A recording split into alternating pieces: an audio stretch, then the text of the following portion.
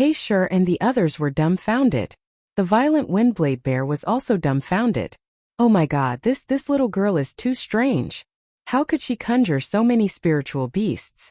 Moreover, these spiritual beasts could actually devour its wind blades for their own use. It was too abnormal. The violent Windblade Bear was also too shocked. Logically speaking, you are in a fight. You are not here to watch the show. You should pay more attention. This fellow, on the other hand, stared at the spiritual piglets with his big eyes and didn't move at all. Those spiritual piglets were very smart, and a few of them pounced on the violent Windblade Bear. The violent Windblade Bear only reacted when it felt pain, and began to use its bare paw to hit the spiritual piglets on its body. The other spiritual piglets also pounced on the violent Windblade Bear when they saw this. Some bit their ears, some bit their nose, and some bit their tails. The Windblade Bear was in pain and anxious. Its wind blades could only be used to attack from a distance. It could only use its paws to hit the bear and even roll on the ground. Yun Chujio could have used her spiritual needles to attack the Windblade Bear's weak parts and take its life. However, it wanted to keep it as a sparring partner, so it used purple lightning to strike the Windblade Bear's big head. The Windblade Bear was really unlucky. A few tufts of its fur had been bitten off by the spiritual piglets, and black smoke kept coming out of its big head. It was in a very sorry state. The Windblade Bear was so angry that it gnashed its teeth. However, it felt that after this wave of spiritual piglets dissipated, Yun Chujio could not release another wave immediately. At that time it would use this opportunity to kill Yun Chujio. Unexpectedly, once the spiritual power piglets dissipated, Yun Chujio would immediately release new spiritual power piglets to replace them. There were still 20 spiritual power piglets on the violent Windblade Bear's body that were biting it. A moment later, Yun Chujio took out a basin of water from her storage ring and threw it at the violent Windblade Bear. Then she giggled and said, "Little bear, how is it? Do you feel cool? I'm a man of my words. You are now a bald little bear. Ha ha ha." Oh, the violent Windblade Bear touched its head with its paw and indeed, it became naked. It was so angry that it roared and pounced on Yun Chujio. It was so angry that it was going to go crazy. It did not care if it still had the piglet of spiritual power on it. Anyway, it would not be able to bite it to death in a short time. It would first kill this stupid girl. Yo, little bear. Are you very satisfied with your new hairstyle? Since you like it so much, how do you feel if I shave all your fur? Are you surprised? Are you surprised? Yun Chujio jumped up and down as she dodged. She said with a smile, "Surprise my ass." The violent Windblade Bear was so angry that it forgot to use the wind blade. It roared and chased after Yun Chujio. It only had one thought in its mind, and that was to kill Yun Chujio to get rid of its shame. Damn it, there was no way to see a beast anymore. In tens of thousands of years, it was the first demon beast to have its head shaved off. It was hopeless. Yun Chujio was running while mumbling, "Little bear, you don't have to thank me too much. The thing I like to do the most is to help others. Ah no, it's to help beasts. Little bear, how nice is this bald head? Isn't there a good saying? A smart head doesn't have hair. This bald head is a symbol of wisdom. Besides, it's not as cool as having hair. It can even be illuminated at night. It's simply a good thing to kill two birds with one stone." 2 hours later, the Windblade Violent Bear's huge body crashed to the ground, and it actually fainted out of anger. Hey Sure and the others' faces were stiff. To be able to make a demonic beast faint out of anger was probably unprecedented. This was too abnormal. In fact, the violent Windblade Bear was not completely angered by Yun Chujio. It was huge, and after chasing Yun Chujio for so long, its physical strength was somewhat exhausted. In addition, although the little piglet's bite was not fatal, it gathered a lot of spiritual energy. It also lost a lot of blood, and coupled with the anger attacking its heart, it fainted. Seeing that the violent Windblade Bear fainted, Yun Chujio walked in front of it and pouted. No wonder people say that stupid bears are stupid bears. This bear is really stupid. I didn't say anything. Why did it faint from anger? Its ability to resist pressure is too weak.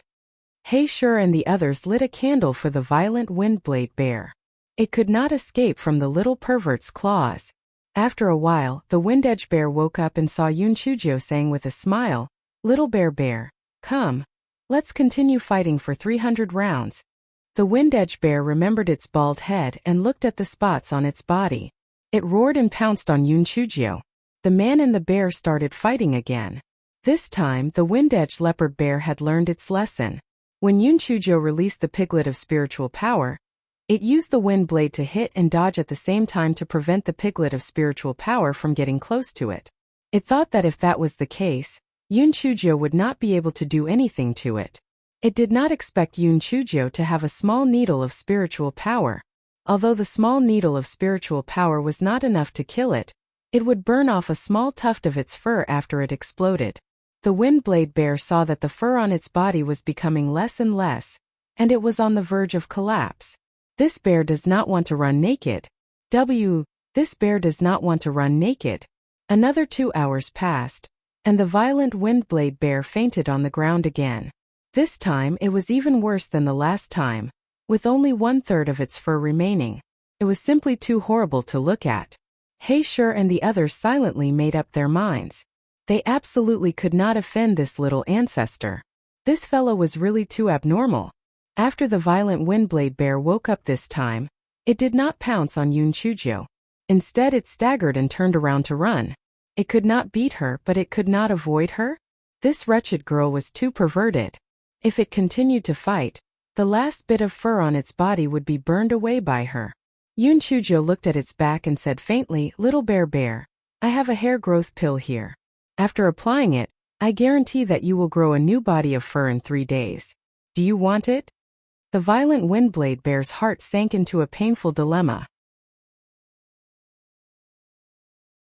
In the end, it came back obediently because it really did not want to run naked. If this image was seen by other female bears, it could only be a bachelor for the rest of its life. He Shi and the others lit a candle for the violent windblade bear. It was indeed a stupid bear. Did you think that this little pervert's medicinal pill was so easy to obtain? Just you wait and regret it. As expected, in the next 2 days, the violent windblade bear became Yun Chujio's sparring partner. The last bit of fur on its body was burned away, and it completely became a bare-bottomed bear. The wind-edge bear wanted to cry, but it had no tears. Unfortunately, it had already boarded the pirate ship, so it could only hope that Yun Chujio was not lying to it, and that in the end she could really give it the hair-growing pill.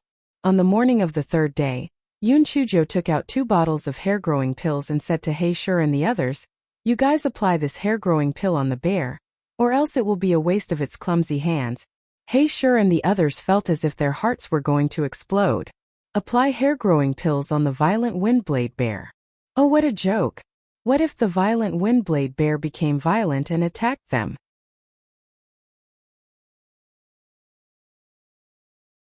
Don't worry. Little bear is a good bear that keeps its word. It won't attack you. Besides, don't you still have me? If it dares to be disobedient, I will kill it, Yun Chujio said confidently. He Shi and the others saw that Yun Chujio's attitude was firm, so they could only start to apply the hair growth pill to the violent windblade bear with tears flowing down their faces. They had never dreamed of this scene, it was simply too weird. The violent windblade bear was also confused at this moment.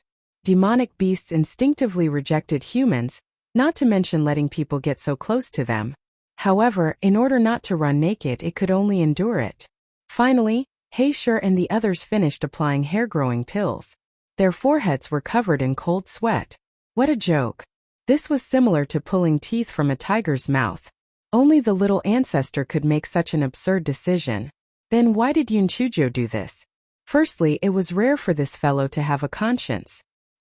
He felt that the windblade violent bear was a little miserable.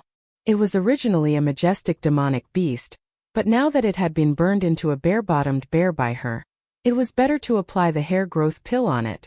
Secondly, she also wanted to take the opportunity to test if He Shi and the others were completely obedient to her orders. Little bear, you can leave now. Don't worry. In less than 3 days, your hair will grow back. I guarantee that it will be thicker than your original hair. Isn't there a saying that goes, if the old doesn't go, the new won't come? The violent windblade bear covered its ears and ran away as if it was flying. It didn't want to listen to the nonsense. Yun Chujio saw that the violent windblade bear had run far away and sighed. This sparring partner has run away. I still have to think of a way to catch another one. Heisher and the others mourned for the demonic beasts in this area for half an hour. The little ancestor was going to harm the demonic beasts again. As expected, the demonic beasts in this area would be in bad luck for the next period of time. Regardless of whether they were willing or not, in the end, Yun Chujo would use all kinds of methods to coerce them into submission. They would only be released after 2 days as sparring partners.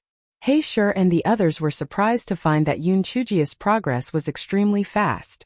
Although she had not leveled up, with the rapid improvement in her movement techniques and fighting experience, she was actually becoming more and more proficient in dealing with level 31 demonic beasts. 10 days later, Yun Chujo once again proposed to go deeper.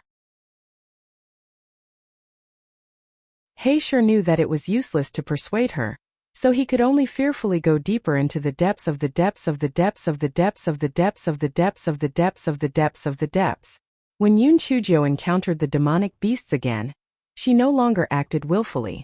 She no longer hid anything and went all out to fight the demonic beasts. Occasionally, when she was defeated, Heisher and the others would come forward to help. In the blink of an eye, another 10 days had passed. Yun Chujo felt that it was about time. It had been nearly a month and a half in total. It was time to return to the MO residence to take a look. Just as Yun Chujo was about to suggest returning, she suddenly realized that the fallen phoenix forest seemed to be a little hotter than before. Heisher and the others also noticed this problem and said one after another, "Strange, why is it suddenly getting hotter?" "Yeah, and it's getting hotter and hotter. There are no volcanoes in this fallen phoenix forest, so why is it suddenly getting hotter?" "Oh right. Isn't it rumored that this fallen phoenix forest is the nirvana land of the phoenix? Could it be that something happened in the center?" Yun Chujo was about to speak when the excited voice of the little black bird sounded in her mind, "Master! Master! My chance to become stronger has finally arrived. Quick! Quick! Take me to the central area, there are good things there." Xiao Hanio's voice sounded in Yun Chujia's mind. Yun Chujo was so angry that she was twitching. "You dumbass! Are you brainless? There are high-level demonic beasts in there. Wouldn't I be courting death if I go in?"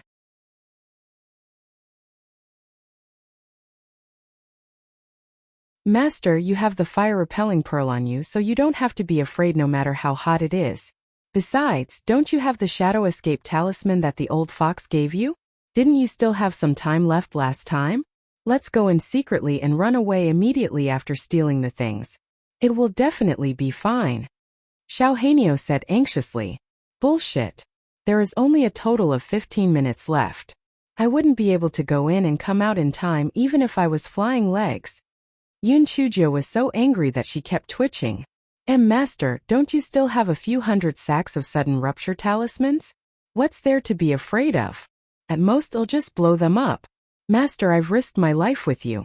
I learned crow call for you. I was kicked by a gigolo because of you. I did it for you, enough? Stop it. Oh, go in, alright? Their spiritual pets are helpers. I fucking raised an ancestor." Yun Chujo could not stand the little black bird's nagging and could only compromise. The little black bird immediately said obsequiously, "Master, master, you are indeed a peerless beauty, the city-toppling Xiao Hanio. I really love you to death. Don't worry, when I become stronger, it'll definitely help you torture the scum. When the time comes when there are more enemies, you just need to stand at the back and leave the rest to me."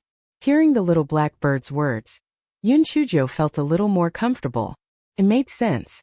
If Xiao He became stronger, it could be considered an extra help when they encountered strong enemies in the future. Heisher and the others wait outside the fallen phoenix forest. "I need to go in and take care of something," Yun Chujo said to Heisher and the others. Heisher and the others thought they heard wrong. "Miss, what did you say?" Yun Chujo said it again, but Heisher immediately stopped her. "No. Miss, you are courting death. The demonic beasts inside are very high level. Not to mention you, even your mysterious expert will die if he goes in." The other 5 people also agreed. "Miss, you can't be stupid. The demonic beasts inside are not only very high level, but they are all fire-type demonic beasts. They are very brutal. Miss, besides, the temperature has suddenly increased. Something must have happened inside. Maybe it's the eruption of the Earth's magma or something. If you go in, it's almost certain death." Seeing the anxious attitude of everyone, Yoon Chujio was satisfied. These 6 people were really not bad, she smiled and said, I know what you're saying. Do you think I'm an idiot who doesn't have a brain? I naturally have my reasons. You can just wait outside. If anyone asks about my whereabouts, just say that we got separated. Don't say anything else. Hey Sure and the others tried to persuade Yoon Chujio for a while, until Yoon Chujio turned hostile. Then they turned around and left.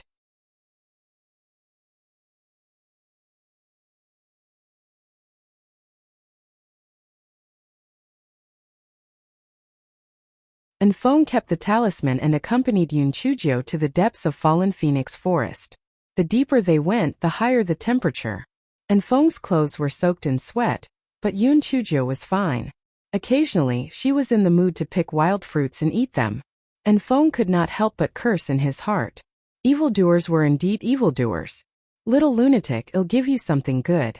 I guarantee that you won't be hot anymore. Seeing that Feng was extremely hot, Yoon Chujio took out a bead made from Gui Chao and handed it to Feng. Feng immediately felt a cool sensation when he held it in his hand. He could not help but click his tongue in wonder. Although Miss Zhou was a disaster-prone person, she really had a lot of treasures on her. Feng released the pressure on his body, and many demon beasts avoided him. The 2 of them traveled smoothly and soon arrived at the center of fallen phoenix forest. The plants and trees here were also different from those in the outer area. They were all heat-resistant species, and even the soil on the ground was crimson red. Little lunatic, just wait for me here. Anyway, we have a voice transmission talisman so we can contact each other at any time, Yoon Chujio said to Feng in a low voice. Feng could only nod his head and give some instructions. Then he jumped onto a thick tree and waited. Yoon Chujio did not immediately activate the shadow escape talisman. She still had to save this thing to save her life, so she decided to take a look first. The strange thing was that after Yoon Chujio had walked for almost an hour, she did not encounter a single demon beast. This area was very quiet, and there was even a bit of strangeness to it. Yoon Chujio felt even more uneasy. If something was abnormal, there must be a demon.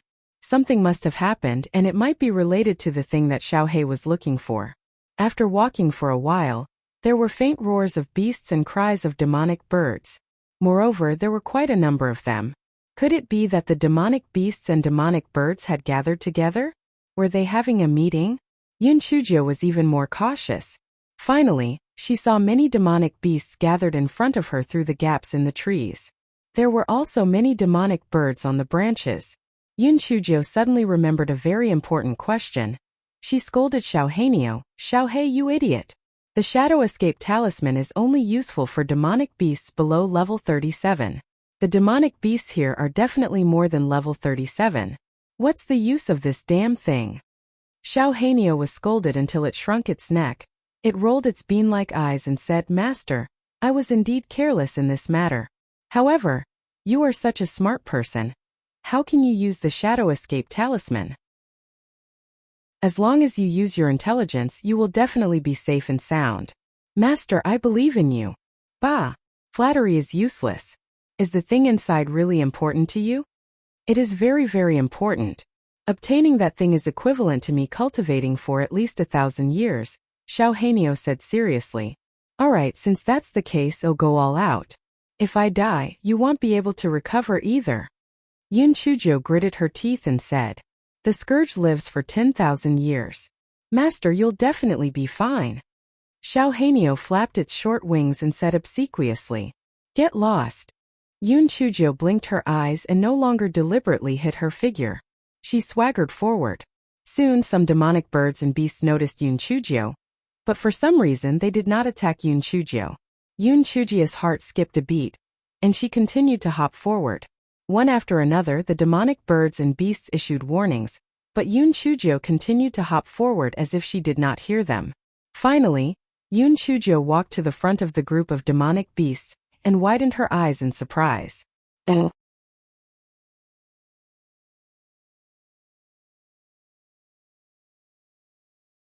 Who would have thought that in the middle of fallen phoenix forest, there was actually a deep pit? A huge deep pit. Around the deep pit stood dozens of high-level demon beasts. On the trees around the deep pit, There were also dozens of high-level demon birds. Although Yoon Chujo had never eaten pork before, she had seen pigs run before. In Mo Ziyading's study room, she had seen pictures of demon beasts from the Immortal Essence continent. The lowest level of these demon beasts was at least level 37. Yoon Chujio's first reaction was not fear but relief. Damn, it was a good thing she didn't use the Shadow Escape talisman. It would be a waste if she used it. This fairy was really smart. The demonic beasts and birds were originally focused on the deep pit, but when they saw Yoon Chujio, the uninvited guest, they were both confused and angry. What was this little ant doing here? How did she come here safe and sound? However, these demonic beasts and birds were obviously afraid of something. Although they were all staring at Yoon Chujio with vicious eyes, none of them came to attack her. Hi, good afternoon, my lords. I'm really sorry. I got lost and came to take a look when I saw the bustle here. Don't worry about me. Do what you need to do. I'm just here to watch the show. Yoon Chujio waved her claws, she said with a smile. Was this little ant crazy? Was there something wrong with this little ant's head? Was this little ant a fool? That was the first thought that flashed through the minds of the demon beasts present. Although they wished that they could slap her to death, they couldn't afford to lose too much because of a small loss. Therefore, they no longer paid attention to Yoon Chujio and turned their gazes to the deep pit again. Yoon Chujio touched her chin. Excuse me. Let me take a look at the front. I came all the way here. If I can't see anything, wouldn't I have wasted my time coming here? As Yoon Chujio spoke, she squeezed through the gap between the two demonic beasts to the front. This fellow was really bold. She was certain that these demonic beasts did not have the time to pay attention to her. Yoon Chujio squeezed to the front and stretched her neck to look into the deep pit. The diameter of the deep pit was a few thousand zhang. The walls of the pit were red from some unknown roasting. Although there were beads of guai chow on her body, she still felt that the heat wave was threatening. This fellow looked at the bottom of the pit, but there was nothing. He could not help but twitch his lips. It seemed that the treasure had not appeared yet. It was early. Even when the sky gradually darkened, there was still no change at the bottom of the pit. This fellow was hungry. This fellow took out a 10,000-year-old mysterious iron chain and fixed a wind blade beef leg on it. Then, he began to roast the beef leg in the deep pit. Those demonic birds and demonic beasts looked at him with a dumbfounded expression. They were even more certain that this little ant was mentally ill. Didn't she know that they could kill her effortlessly? Didn't she know that the temperature of the deep pit was extremely high? If she wasn't careful, she would be burnt to ashes if she fell into it. She was actually roasting the beef by the side. Her heart was really big. However, as time passed, these thoughts became.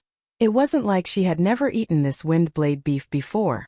Why did this little girl roast it so well? Yoon Chujio felt that it should be cooked, so she pulled the beef leg up. As expected, the color of the roast was golden, and it was very tempting. Yoon Chujio took out a small wooden table and a small stool and began to eat the roast meat slowly. As she ate, she smacked her lips. Delicious, it's really too delicious. The roast meat from this pit is more fragrant than wood. Those demonic beasts and demonic birds had been waiting here for 2 days. They were all afraid of missing the best opportunity, so how could they dare to be distracted and eat? They were all high-level demonic beasts, so it wouldn't be a problem for them to starve for dozens of days. Initially, they didn't think much of it, but when they smelled the aroma of the roasted meat and heard Yoon Chujio mumbling, their stomachs immediately started growling.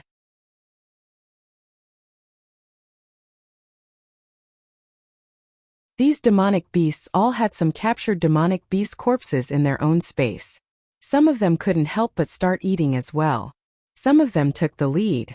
The rest of the demonic beasts thought that it was impossible for such a coincidental treasure to appear at this time, so they all began to eat as well. Alright, the situation that was originally waiting for them turned into a group feast in an instant. Some of the beasts stared at Yoon Chujio. This little ant must be delicious. Why not eat her? Just as the beasts were about to take action, they heard Yoon Chujio say with a smile, "If any of you dare to attack me, I will pour water into it. The treasure you want won't like water, right?" As Yoon Chujio said that, she poured a basin of water into an empty space beside her. The temperature of the ground was too high, and the water quickly turned into steam as it splashed onto the ground. As soon as Yun Chujo did that, the demonic beasts began to roar at the restless demonic beasts, and the demonic beasts had no choice but to suppress the thought of eating Yun Chujo. Yun Chujo curled her lips. Do you think that I ran to the front to suffer for no reason? This is a place with good feng shui. Firstly, if a treasure appears, it's easy to get it. Secondly, if it really doesn't work, I'll jump in. Anyway, with the beads of Gui Chao and the fire-repelling bead, I'm not afraid even if there's lava in there. Pa and Zero. Just as Yun Chujo was thinking proudly, Lai Yin suddenly burst into flames in the deep pit. A raging fire actually rose up. This fellow was frightened. Fortunately, she had already activated the fire-repelling bead. Otherwise, she would have been burned to ashes. Then she looked at the demonic birds and demonic beasts who were all staring at the flames excitedly. Their eyes were filled with greed. Yun Chujo could not help but be puzzled. She did not see anything strange about the flames. Was there a need to be so excited? Could it be that there was a treasure in these flames? Would the treasure appear after the flames were extinguished? Yun Chujo rolled her eyes. If the treasure appeared, she would definitely not be able to snatch it away from these demonic beasts unless she found another way. This fellow gritted his teeth.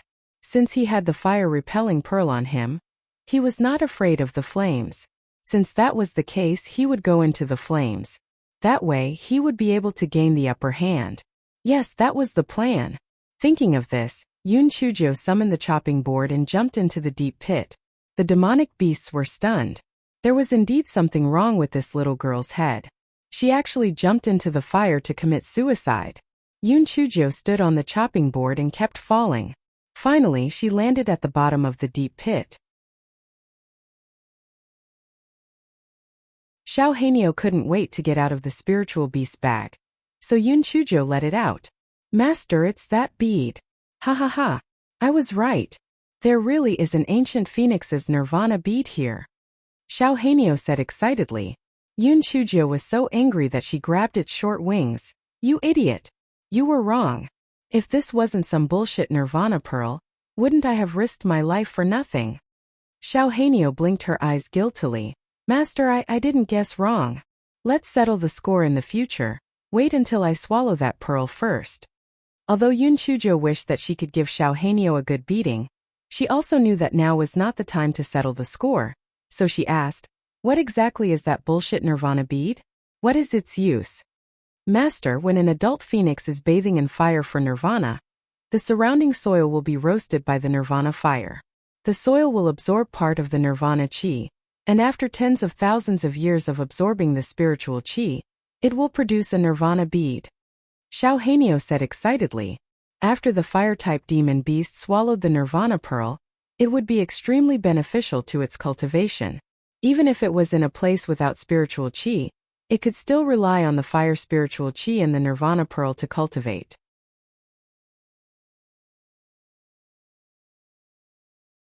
This is similar to the 3 troublesome things in my dantian.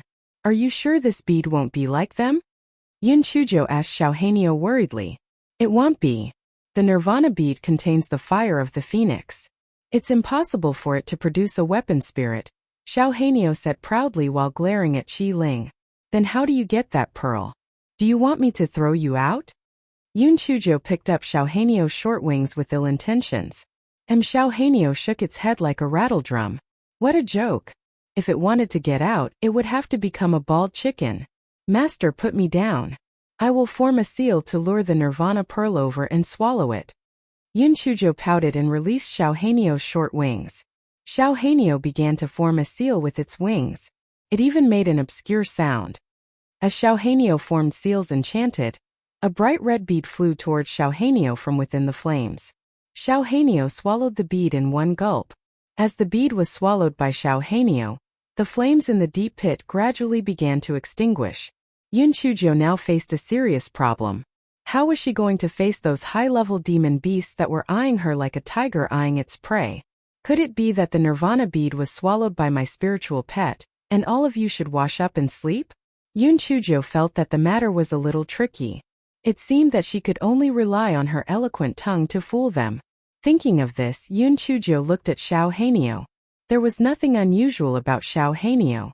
It only burped continuously. Yun Chujo curled her lips.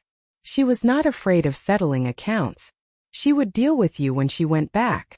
Yun Chujo put the little black bird into her spiritual beast pouch and flew up on the chopping board. As she flew, she shouted, Xiao Hanio, don't burn yourself. Those demonic beasts were stretching their necks and staring at the deep pit. The flames were gradually extinguishing. This meant that the Nirvana pearl was about to appear. When they heard Yun Chujia's shout, they were shocked. That little ant was not burned to death? How was this possible? There was a raging fire in the deep pit. The demonic beasts were on guard against each other. None of them took the initiative to attack Yun Chujo, so Yun Chujo landed safely on the ground. This guy wanted to ride on the chopping board, but considering the demonic birds on the tree, he gave up the idea. Those demonic birds were huge, and one wing could probably knock her off. After Yun Chujo landed on the ground, she said with a face full of fear, Damn! It's too scary.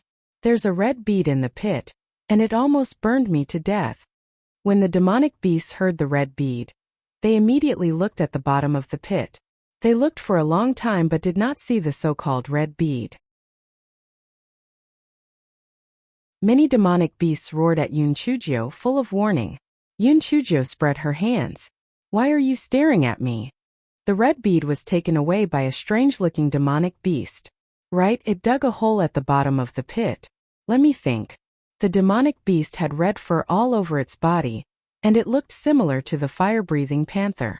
Its eyes were like rubies, and it was very beautiful. When the demonic beasts heard Yun Chujia's description, they immediately guessed. Could it be a fire essence beast? It must be.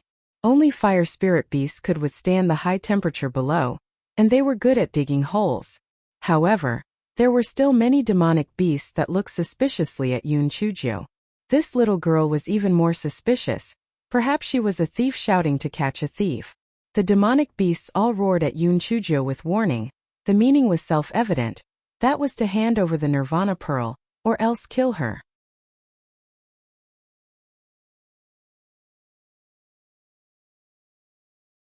Yun Chujo said innocently, Why are you staring at me?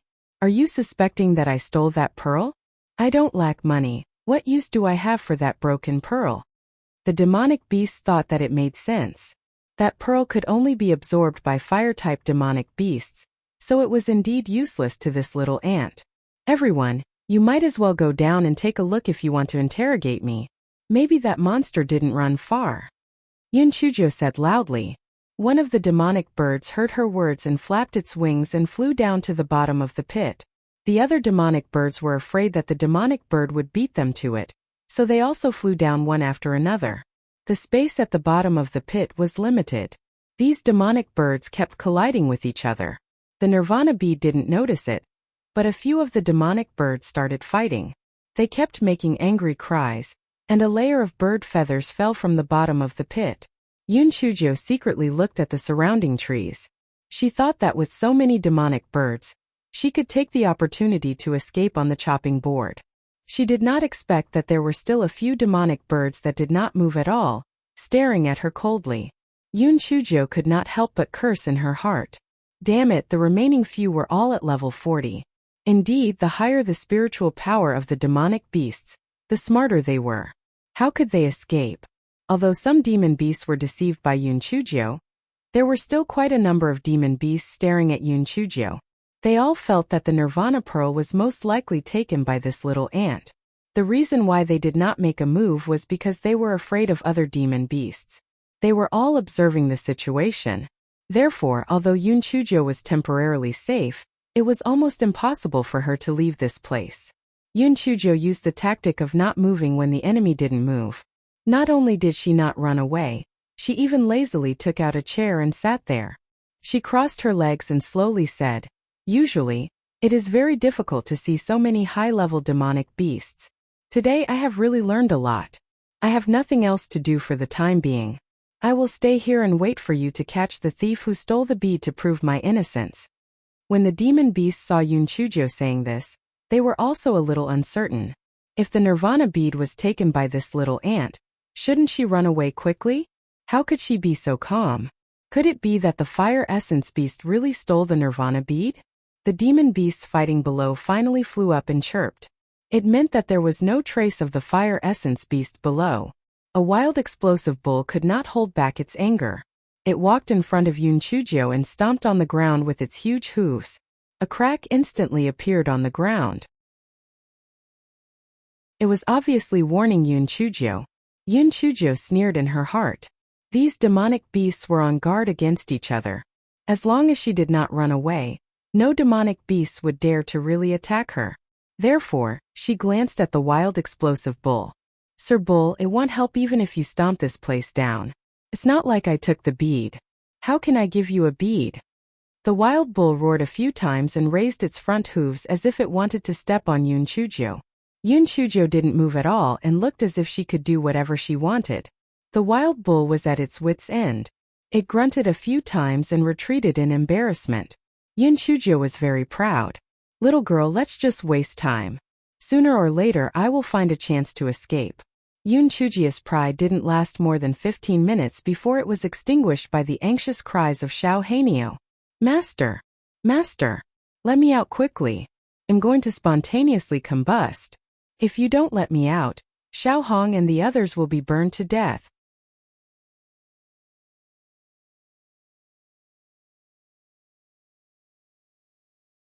Yun Chujio was so angry that she almost passed out. Once the Xiao Hanyo was released, only a fool would not be able to guess that the Nirvana Pearl was swallowed by it. However, she could not release it. Otherwise Xiao He and the rest would be in trouble. Yun Chujio had no choice but to summon the Xiao Hanyo. At the same time, she held 2 thick stacks of super-grade explosive talismans in her hands. She was prepared to explode it if the situation was not good. Peak! And 0 the moment the Xiao Hanyo landed on the ground, it turned into a small fireball. Yun Chujio quickly took out a basin of water and threw it at it. Who would have thought that it would be better if she didn't throw it?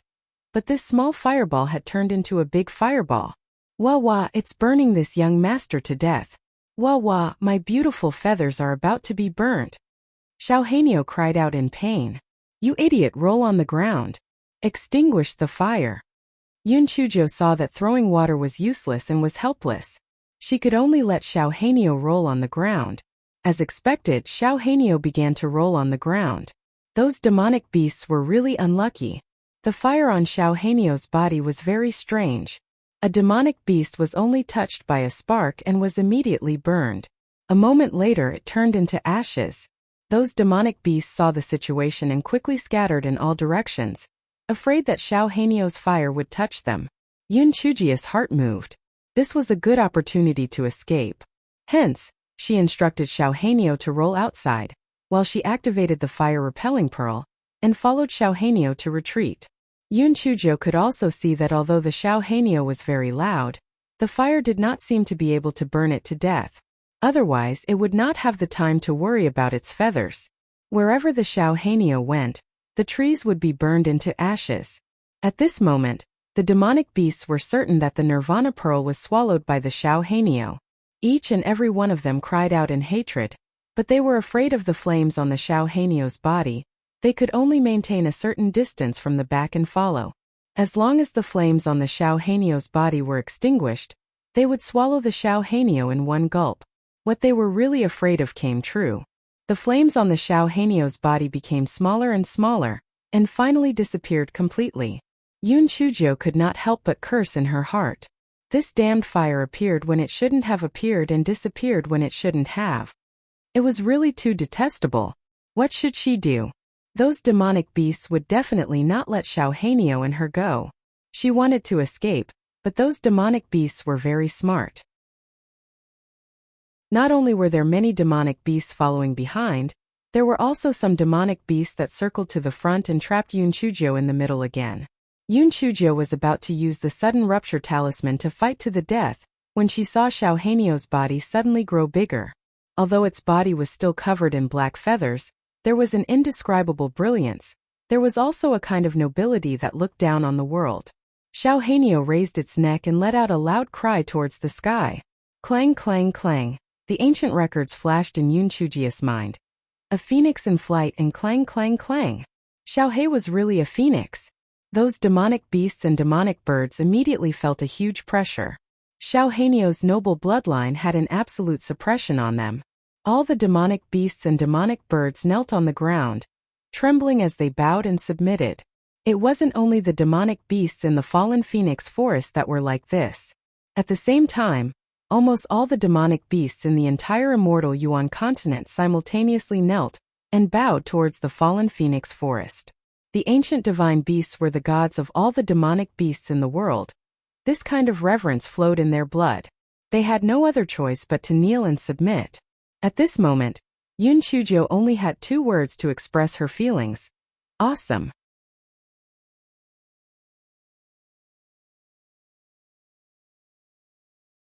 Yun Chuzhou felt that she had struck it rich. She originally thought that she had raised a useless piece of trash, but she did not expect that it would turn out to be an ancient divine bird, the phoenix. In the future, who would dare to provoke me? Little fellow, I'll let my little phoenix kill you. It was too awesome. What 3 years?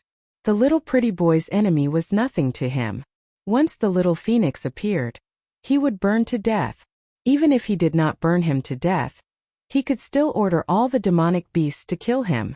TSK, this fairy really has a discerning eye for birds. Who would have thought that such an ugly bird was actually a phoenix? Ha ha ha, he made a fortune. Just as this fellow was showing off, he heard Xiao Hanio use his spiritual sense to say, "Master, quickly retreat. I can't hold on for long." Yun Chuzhou stumbled and almost fell to the ground. One could imagine the difference in this guy's heart. It was like he thought he had picked up a luminous pearl, but was told that it was a glass ball. This guy was very good at adjusting his mind. Although his heart was like a dog, he pretended to say, "Lord Phoenix, it's not fun here. Let's go somewhere else." Xiao Hanio was also used to posturing. It raised its neck with an arrogant look, but its speed was not slow. It brought Yun Chuzhou and quickly rushed out of the encirclement. The demonic beasts were affected by the pressure, so they did not dare to stop it. They could only watch as the man and the bird left. However, they soon discovered that the pressure of the phoenix was gone. The demonic beasts were stunned at first. Then they chased after Yun Chuzhou like crazy. The pressure of the phoenix suddenly disappeared, which meant that it was just an immature little phoenix. If they ate it, they would definitely be able to make a qualitative leap in their spiritual power, and they might even activate their hidden ancient bloodline. They had to eat it. At this time, Yun Chuzhou had already put the little black bird into her spiritual beast bag, and she ran desperately. As she ran, she sent a voice transmission talisman to Enfeng. "Xiao Hanio to who? Run quickly." Enfeng was shocked by the strange phenomenon just now. He cursed in his heart. Wherever Miss Zhou appeared, unimaginable things would happen. After receiving Yun Chuzhou's voice transmission talisman, he knew that Yun Chuzhou must have stirred up trouble again. "Don't say anything else, run." Although Yun Chuzhou's movement technique was very fast, the trees here were densely packed, so she couldn't run fast at all. The demon beasts quickly shortened the distance between them and Yun Chuzhou. Yun Chuzhou didn't care about the consequences. She took out the superior grade sudden rupture talisman and threw it behind her, killing one by one. Those demonic beasts didn't expect this pervert to have so many superior grade burst talismans.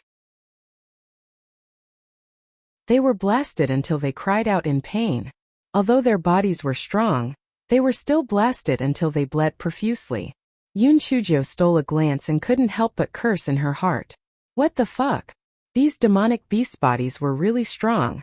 They didn't even kill a few after such an explosion. It seemed that she had to learn a few more powerful talismans as soon as possible. Although Yun Chuzhou could stop the demonic beasts, she couldn't stop the demonic birds. Several demonic birds started to throw fireballs at Yun Chuzhou. Fortunately, this fellow had the fire-repelling pearl, so it hurt a little when it was hit, so it didn't burn to death.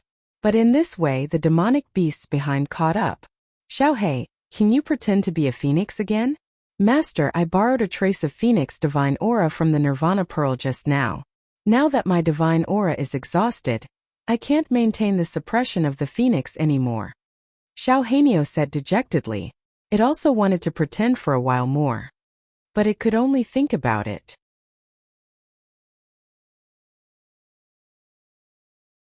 Yun Chujo did not have the time to scold him. There were at least 3 days' journey from the outer area of the fallen phoenix forest. Could it be that she could only wait for death? Just as Yun Chujo was thinking, a figure rushed over. It was Enfong. After he received Yun Chujia's voice transmission talisman, he originally wanted to run out, but after thinking about it, he turned around and ran inside, wanting to help Yun Chujo. Although Yun Chujo was touched, she was even more worried. This time both of them might die here. Jinji the beauty had lost her best friend and boyfriend all of a sudden. She would definitely be extremely sad.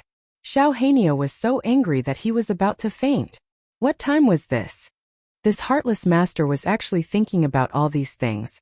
It was really infuriating. And Feng was really unlucky. Fireballs kept falling down. Although there were trees to block them, many of them still hit him. Oh, and Feng could only run and hit with his spiritual power. This way his escape speed was much slower. And Feng could not help but regret. Miss Jiu was right. He was just a burden. It was better not to save Miss Jiu. This was not saving people, it was clearly harming people. Miss Jiu, you go first. Don't mind me.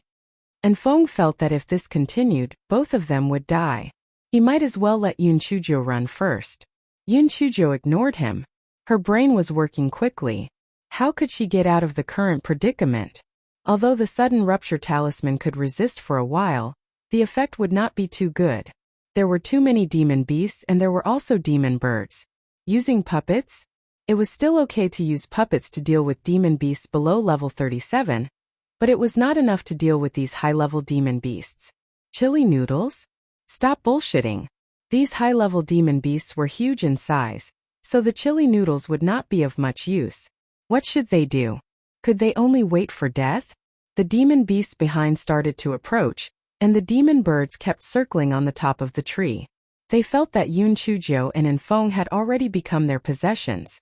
Enfong saw that Yun Chujo did not pay attention to him, so he did not mention it again. He knew Yun Chujia's personality. No one could change the things that she decided. He was extremely regretful. If such a thing happened again in the future, no matter what, he had to listen to Miss Jiu. He could not give her any trouble. Finally, the demonic beasts once again trapped Yun Chujo and Enfong in the middle. Now there was nothing left to say. They could only go all out. Yun Chujo released 5 puppets.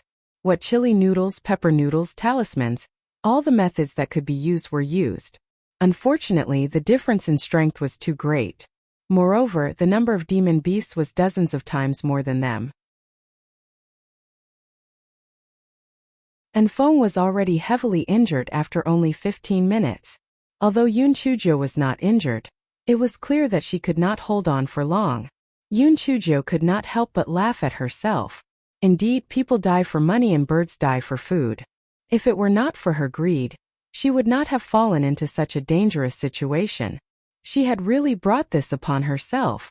Just when this fellow thought that he would definitely die, a white figure rushed over. Yun Chujo thought of a classic line. My beloved is a peerless hero. One day, he will wear golden armor and holy clothes and ride a rainbow auspicious cloud to marry me. As the man waved his sleeves, the demonic birds hovering on the treetop were beaten until they screamed miserably and flew away. Yun Chujo pulled her neck and shouted, Prince Charming! Prince Charming! I love you so much. Help me kill these shameless demonic beasts. Those demonic beasts were so angry that they were twitching. How dare you say that we are shameless? You stole our Nirvana pearl. You are shameless.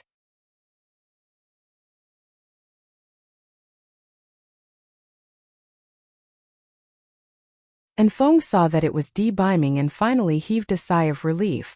Although he did not know why D-Biming would rush over, he had to admit that it was fortunate that D-Biming had rushed over. Otherwise, he and Yun Chujo would have lost their lives today. Demonic beasts had an instinctive sense of danger. When they saw that D-Biming had defeated the demonic beasts with just a few moves, they looked at each other and could only escape unwillingly. Yun Chujo was about to say a few words of thanks when she saw D-Biming's expression turn cold. He glared at her fiercely. I'll settle the score with you when we get out. Yun Chujo shrunk her neck. It was over.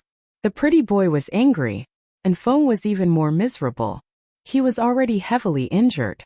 When he was swept by Di Biming's cold gaze, he almost fainted. Oh no, oh no. His Excellency was angry. He was going to be punished. And Feng was seriously injured, and he should have recuperated for a while before setting off. However, when he saw Di Biming's gloomy expression, he did not dare to delay.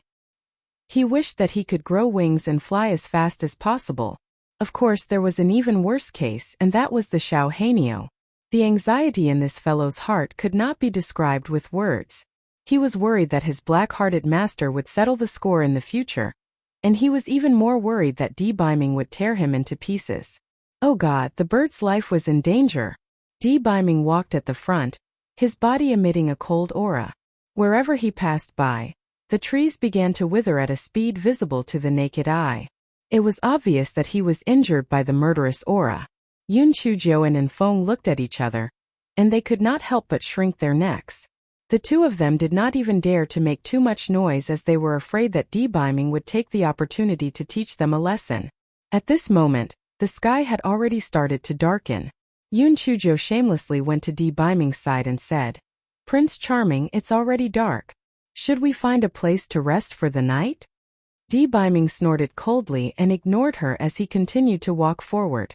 Yun Chuzhou secretly curled her lips. "Bah! On account of you saving this great ant, endure it." Just as Yun Chuzhou was cursing in her heart, she saw Di Biming casually hit a few trees with his palm. The thick trees fell to the ground.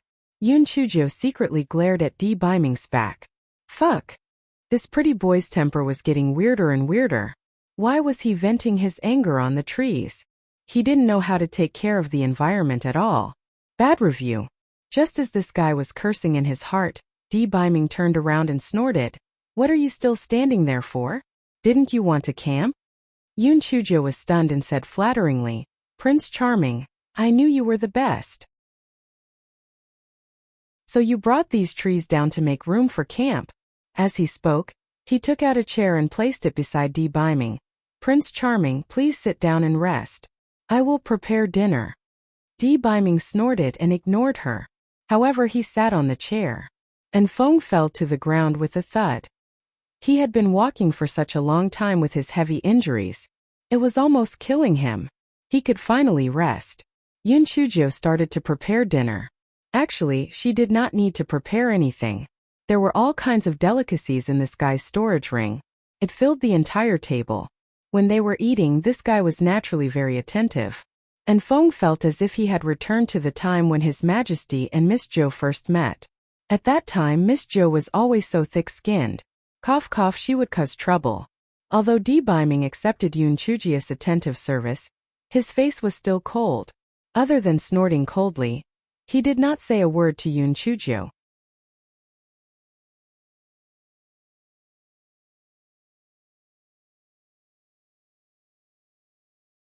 Yun Chuzhou knew that she was in the wrong. This matter was indeed thoughtless. She knew that the danger was high, yet she still insisted on going in. If Di Biming had not arrived in time, the consequences would have been unimaginable. Therefore, even if Di Biming had a cold face, this fellow was still smiling like a flower trying to please her. He was just short of wagging his tail. When it was time to sleep, the pitiful dark wind took the initiative to alert the night shift. Yun Chuzhou took out her all-purpose tent and dragged Di Biming into the tent. A sentence appeared in this guy's mind. Fight at the head of the bed, fight at the end of the bed. Whether or not the gigolo can be appeased depends on tonight. After Di Biming entered the tent, he put on his clothes and lay down, still ignoring Yun Chuzhou. Yun Chuzhou blinked her eyes and said slyly, "My Prince Charming, my dear Prince Charming, I was wrong, I know I was wrong.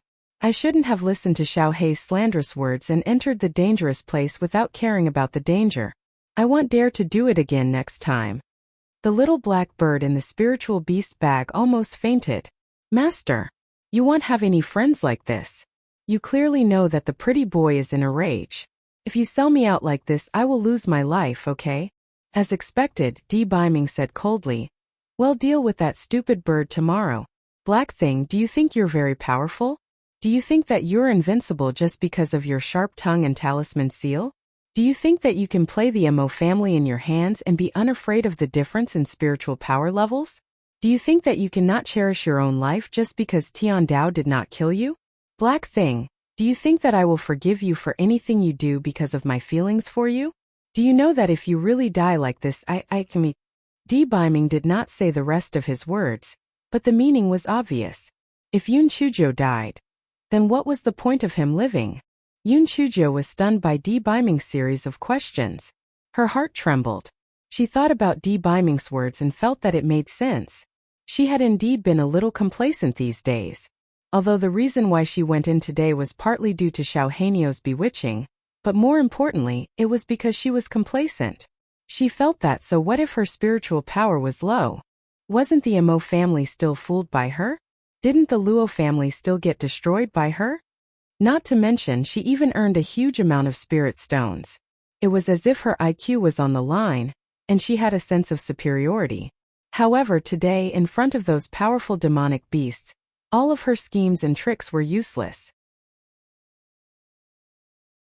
If it wasn't for the gigolo who descended from the sky, she would most likely have lost her life in the fallen phoenix forest, and she would even implicate in Feng and a few other dumb cuties. This fellow had one advantage, and that was that she knew her mistakes and would change them. After she understood, she threw herself into Di Biming's arms and began to howl, "Wah wah, Prince Charming, you're right, I was wrong. I'm just a fool who is complacent." It was late at night, and Yun Chujia's cries were too penetrating. And Feng, who was standing guard outside the tent, was shocked. Fuck, did His Majesty beat up Miss Jiu? Why was she crying so miserably? Di Biming saw that Yun Chujia was crying so hard. On one hand he felt sorry for her, but on the other hand he was afraid. He did not dare to imagine that if he had not come to take a look because he was distracted, if he had not arrived in time, what a terrifying outcome that would have been. Therefore, even though Yun Chujia was sobbing, Di Biming didn't coax her. He retracted his raised arm. Pawn 0, seem a mere 6th level spiritual venerable dared to charge into the middle of a group of high-level demonic beasts. It was simply audacious. He should teach that black thing a lesson. Otherwise, she would be able to destroy the sky.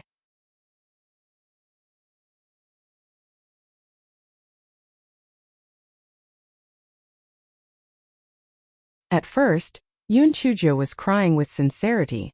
Later on, she wanted to win Di Biming's sympathy and get over this small incident. Who would have thought that Di Biming would ignore her? This fellow was embarrassed. Should she continue crying or continue crying? As she cried, she peeked at Di Biming through the gaps of her fingers. In the end, she saw that Di Biming's face was still cold, so she could only abashedly give up.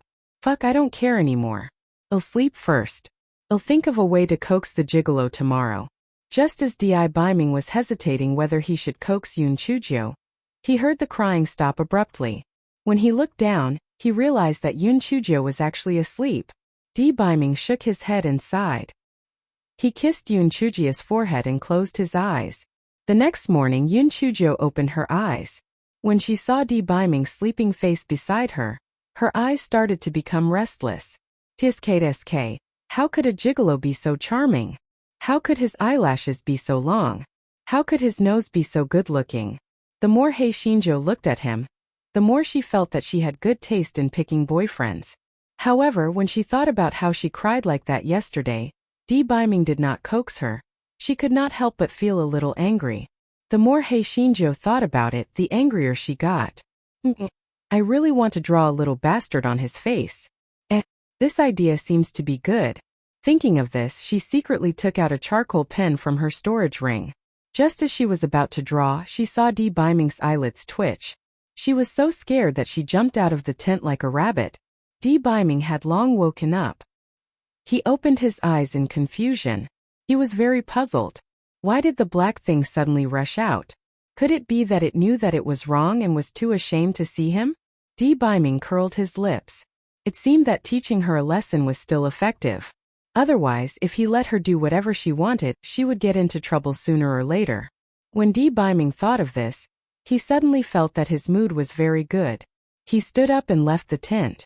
When Yun Chujio saw Di Biming coming out, her heart was in a mess. She did not know if the gigolo saw the charcoal pen in her hand. Could it be that he came out to settle the score with her? When Di Biming saw Yun Chujio peeking at him shyly, He confirmed his guess. He snorted coldly, "Black thing, do you know that you are wrong?" Yoon Chujio was also guilty. When she heard Di Biming's question, she thought that Di Biming had noticed her little move. She shivered and said, "I am wrong, P0, I am wrong. I know that I am wrong. I am very wrong." Di Biming curled his lips. "Tell me, what did you do wrong? My Prince Charming, don't tell me." Yoon Chujio glanced at Enfeng, who was not far away. If she told him, the gigolo would be so embarrassed that he would fly into a rage. "Humph! If you can do it, why can't you tell me? If you don't tell me, it means that you haven't realized your mistake," Di Biming said unhappily. "Prince Charming, you asked me to say it. Then I will say it." Yoon Chujio looked like she was ready to die. "Say it. Don't dawdle." Di Biming took a few steps and said coldly while sitting on the chair. Okay. I shouldn't have wanted to draw a little bastard on your face. I was wrong. I wasn't awake just now, so my brain wasn't clear.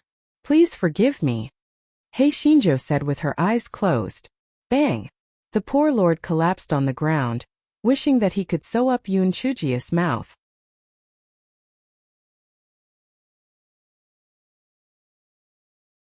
And Feng's eyes were wide open. God, did I hear something that I shouldn't have? Is it too late to cover my ears? Black thing, you shut up, Di Biming said with a gloomy face. Yoon Chujio blinked her eyes. Prince Charming, didn't you ask me to say it? You. I asked you to admit your mistake. But who knew that not only did you not realize your mistake, but also you were simply too stubborn. Di Biming stood up and said angrily, "Didn't I say that I was muddle-headed because I didn't wake up just now? Besides, didn't I also not draw? Is there a need for you to be so angry? Also, I already said that I won't say it, but you had to let me say it. Are you blaming me?"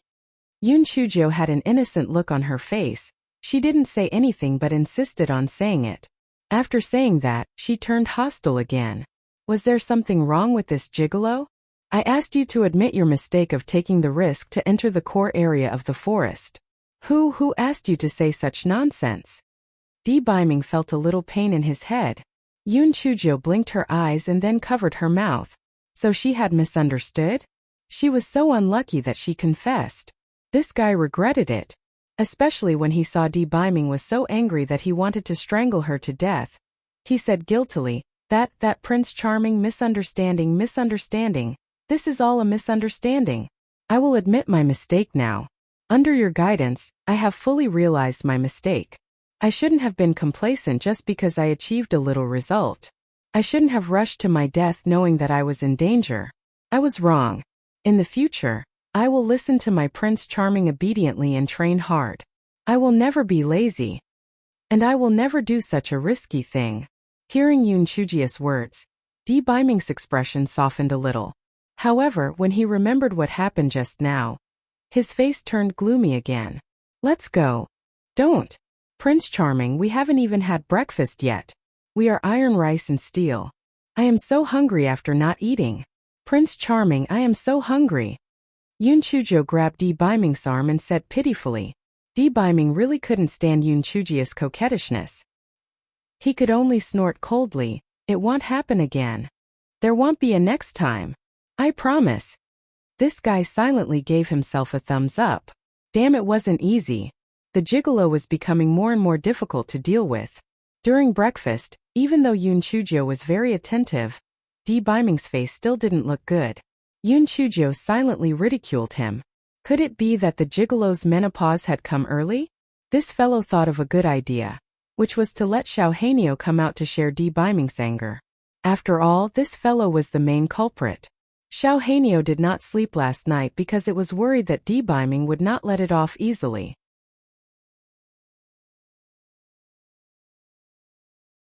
It thought of countless kinds of torture, and it almost scared itself into insanity. After Yoon Chujio let Xiao Hanyo out, she did not speak for a long time. Not only was she stunned, even Di Biming and Enfeng were stunned. What the hell was this? Yoon Chujio had been busy running for her life, so she did not notice Xiao Hanyo's new appearance. If the Xiao Hanyo from before was like a young fire-breathing crow, now it was like a fat fire-breathing crow. Pa and Zero. Yun Chujo even wondered if Xiao Hanio's two short wings could still fly. Yun Chujo thought that the black phoenix she saw yesterday must be an illusion. How could this guy be such a high-class phoenix? This guy was a foodie. Xiao Hanio misunderstood everyone's meaning. It thought that everyone was shocked by its new look. A hint of pride flashed in its pizzazed eyes. For this new look, it was worth being tortured by a gigolo.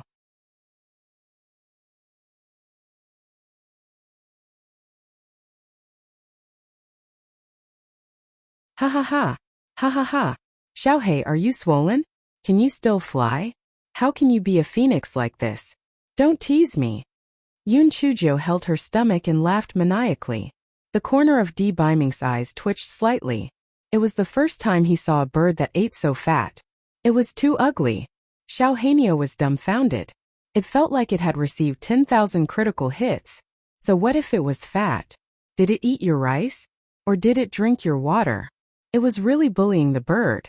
Yun Chujo laughed for a while before she asked expectantly, Xiaohei, what ability did you gain by swallowing the Nirvana pearl? Xiao Hanio blinked its green bean eyes guiltily. That master. I just swallowed the Nirvana pearl. I haven't refined it yet. As the saying goes, it takes more than one day to freeze 3 feet. I have to cultivate slowly. Before Xiao Hanio could finish his words, he was kicked away by Yun Chujo. You dumbass. You almost caused my life to be lost, and you actually didn't improve at all? What do you mean by not a day's cold? How could you become fat in one go? Yun Chujo was simply furious.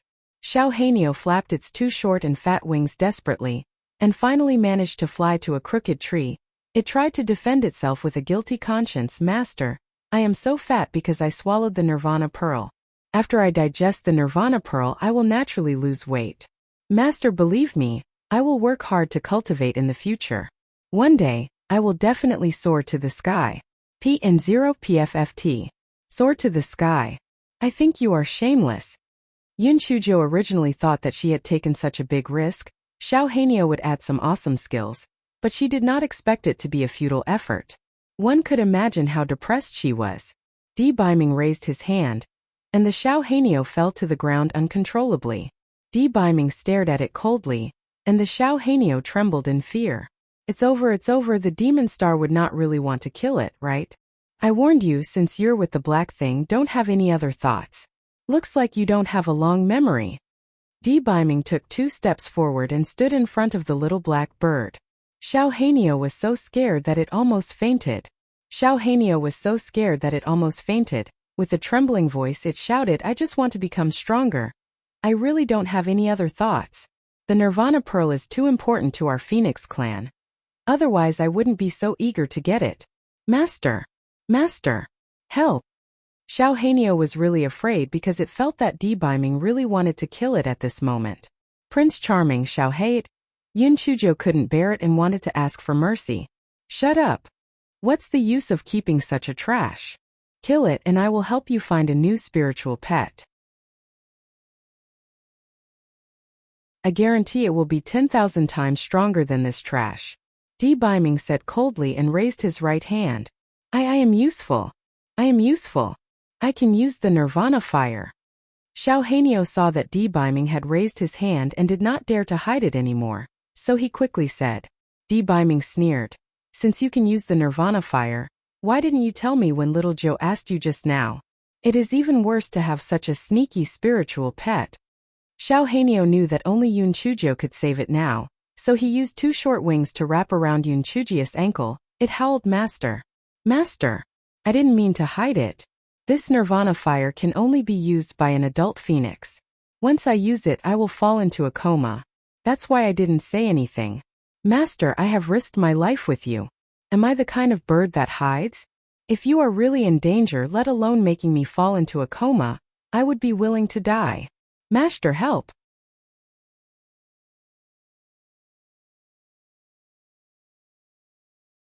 Di Biming stared coldly at Xiao Hanio. He thought to himself, what kind of master would have a spirit pet?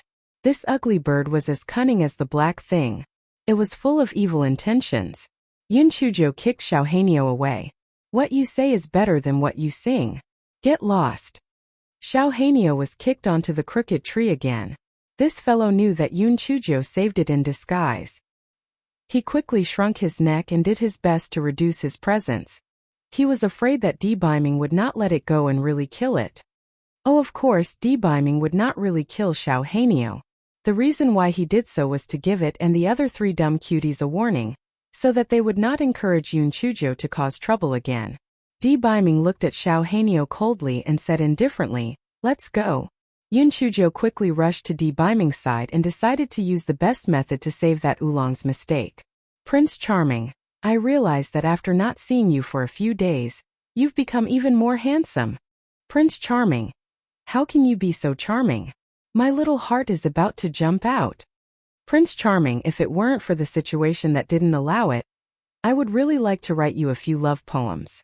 I really love you to death." And Feng followed behind with a stiff face. Miss Zhou probably didn't know what integrity was. No wonder she could take the throne. With great difficulty, the little black bird flapped its short wings and landed on Feng's shoulder. It said in a fawning low voice, "Uncle Feng, please give me a ride. Otherwise, I really can't fly." And Feng's mouth twitched. A bird that was so fat that it could not fly? It was simply a wonder in the world. And Feng wanted to ignore the little black bird. But he knew that the little black bird was just as vengeful as its owner. Moreover, it was full of evil intentions. If he really offended Xiao Hanio, his days would definitely not stop. Thus, he could only carry Xiao Hanio and follow behind Debeiming and Yun Chujio. Fortunately, after a while, Yun Chujio's conscience made her put Xiao Hanio into the spirit beast pouch. And Feng then rubbed his right shoulder. Damn, it had to be said that Xiao Hanio was really fat. After carrying Xiao Hanio for so long, he felt that his shoulder was sore and painful. Yun Chujio was about to continue sweet-talking Debeiming when she realized that the sky had suddenly darkened. It was still early in the morning.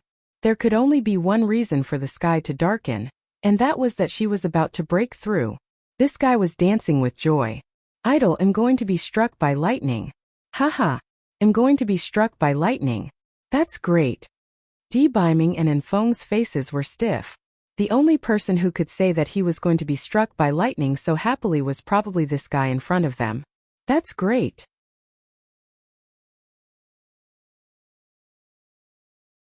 It's not a waste of my suffering these few days. I'm finally going to break through. I hope I can level up a few more levels," Yun Chujio said excitedly. The dark cloud in the sky was the same dark cloud that struck Yun Chujio in Jinchuan City last time. This time it had only one purpose, and that was to kill this scourge, Yun Chujio. It was one thing for this scourge to have a heavenly thunder spirit root, but it actually took in a phoenix as a spirit pet. This was something that the Tian Dao would never allow. Such a person must be killed. Just as Wu Yun was thinking about this, he saw the little girl below waving at him excitedly. "Xiao Yun Yun, quickly float over and chop me down. I haven't seen you for a long time. I miss you so much. Xiao Yun Yun, did you bring enough stock this time? Xiao Yun Yun, this time you must chop me down a little longer." Wu Yun was so angry that he kept twitching. Pervert. This pervert was really too cocky. "Just you wait. If I don't kill you this time, I'll withdraw from the world of Wu Yun forever."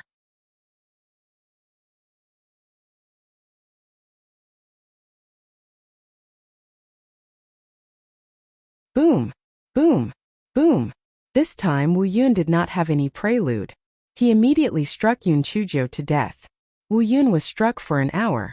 When he looked down, he was so angry that he almost passed out. Oh, not only was Yun Chujio safe and sound, there was a chubby black bird next to Yun Chujio, and a small mushroom next to Xiao Mogu. The 3 of them were waiting to be struck by lightning with a look of enjoyment. They were so beautiful. Wu Yun was angry and puzzled. Could it be that the fat bird was a phoenix? Fuck, the ancient divine bird phoenix did not look like this. Why was this one so ugly? Also, what was that Xiao Mogu?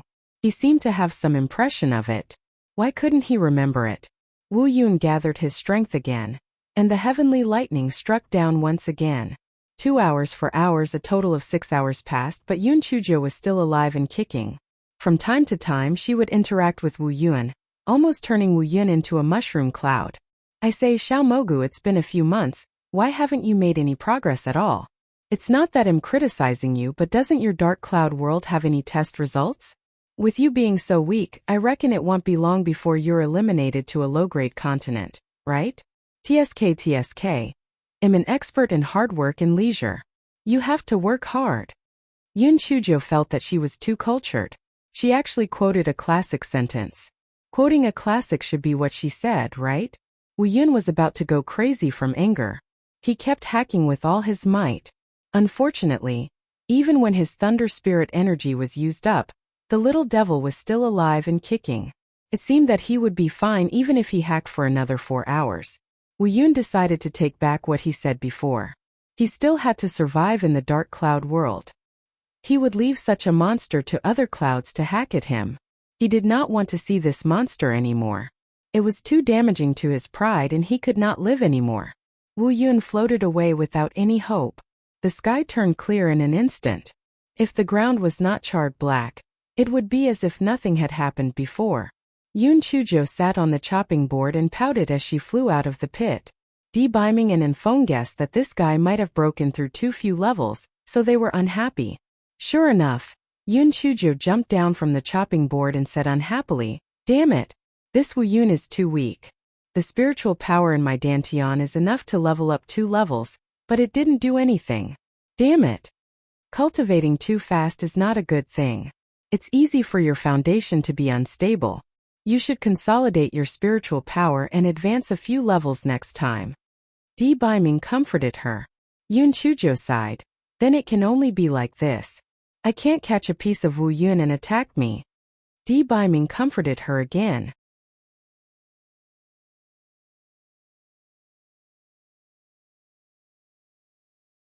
Only then did Yun Chujo jump up and continue to walk forward while holding Beiming's arm. Enfeng couldn't hold it in anymore and asked tentatively, "Miss Zhou, what is your cultivation level now?" "The first level of Lingxian realm. I'm too ashamed to say too weak," Yun Chujo said with a pout. Enfeng staggered. "Miss Zhou, are you sure you're not showing off? Breaking through 4 levels in one go and you still think it's not enough? Moreover, the 9th level of every level was a shackle. How many people couldn't break through from the 9th level of the spiritual venerable realm to the 1st level of Lingxian realm after countless attempts? You succeeded in 1 attempt and you're still not satisfied? As expected, we don't understand the world of geniuses." The corners of Beiming's eyes also twitched slightly. He originally thought that Yun Chujo had only advanced by 2 levels, but who would have thought that this fellow had actually broken through to the 1st level of the Lingxian realm in an instant?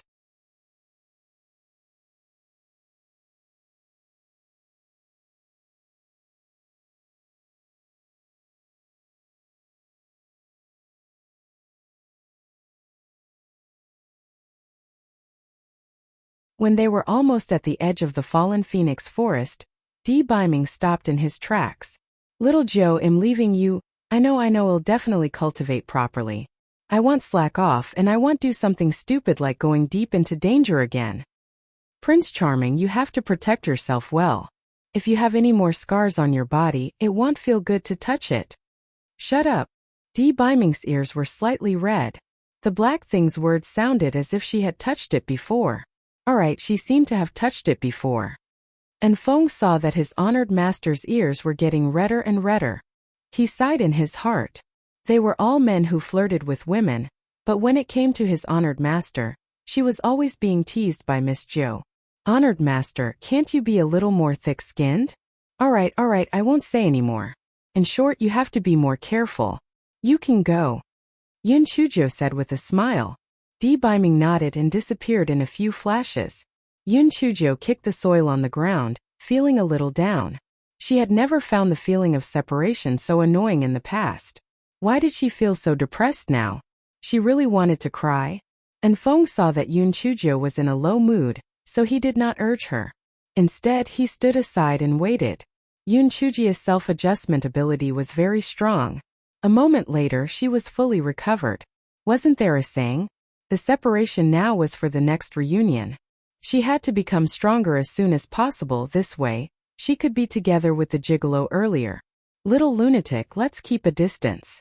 Maybe we will meet someone else at the periphery of fallen phoenix forest." Yun Chujo thought for a moment and said to Enfeng. Enfeng nodded in agreement and followed Yun Chujo from a distance, continuing to walk out. At this moment, Heisher and the others outside of Fallen Phoenix Forest felt a chill run down their spines. It had been almost 4 days. Why hadn't the little ancestor come out yet? Could it be that she had really been eaten by a demonic beast? Also, could it be that the heavenly lightning that had struck her for a few hours earlier had struck her? Heavens! Even if she hadn't been eaten by a demonic beast, she definitely wouldn't be able to live after being struck by such a brutal heavenly lightning for a few hours. Heisher and the others felt a little sad. Although they had not followed Yunchujo for a long time, they still recognized her as their master. They did not expect her to die at such a young age. It was such a pity. Heisher and the others discussed for a while, and decided to wait for another 3 days. If there was still no news from Yunchujo, they could only return to the Mo residence to report. At this moment they heard someone clearly say, "We haven't seen each other for a few days. Why are all of you looking haggard?"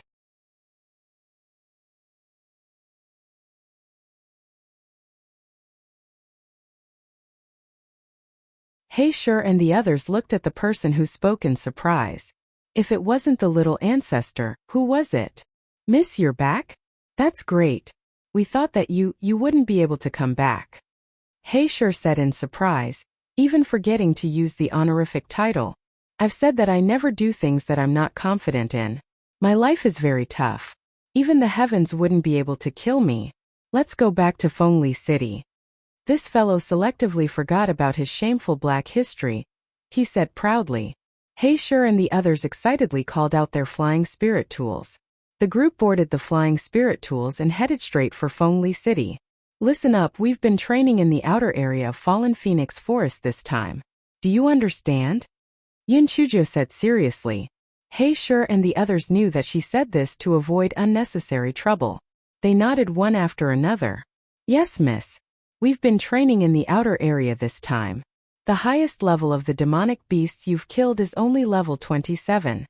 Yunchujo nodded in satisfaction, and then adjusted the level of her spiritual power to level 4 of the spiritual venerable realm. This fellow wanted to increase it a little more, but he was afraid of arousing the suspicion of others, so he could only increase it by 2 levels first. Heisher and the others were dumbfounded. How could this little ancestor's spiritual power level change so easily? When did it become so easy to break through?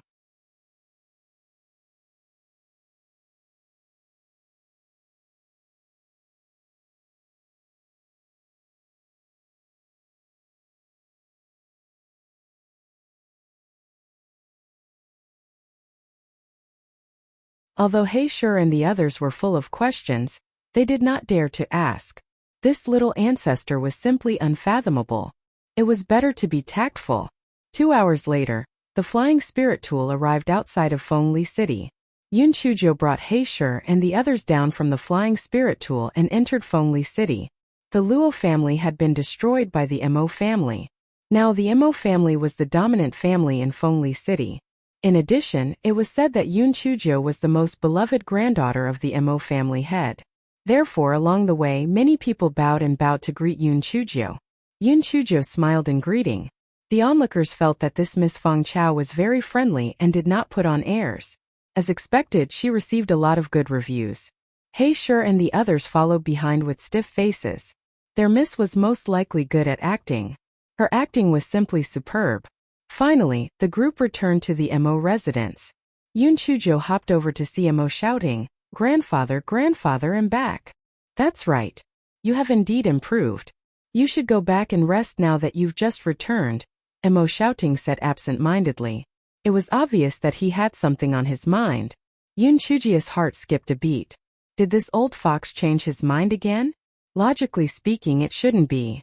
After she killed Zhao Lizzie, the grudge between the Mo family and Zhao Lizzie was settled. There was no way they could work together. What exactly happened? Pan and Zero CM grandfather, did something happen? Tell me. Maybe I can help you think of a solution. Yunchujo never knew what was reserved. She simply sat down on the chair.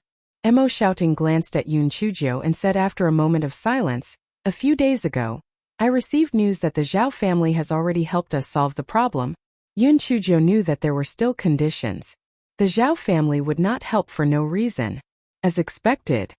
Mo shouting sighed and said, The Zhao family said that they have helped us a lot. From now on, the lucky 7-star card business will be taken over by the Zhao family.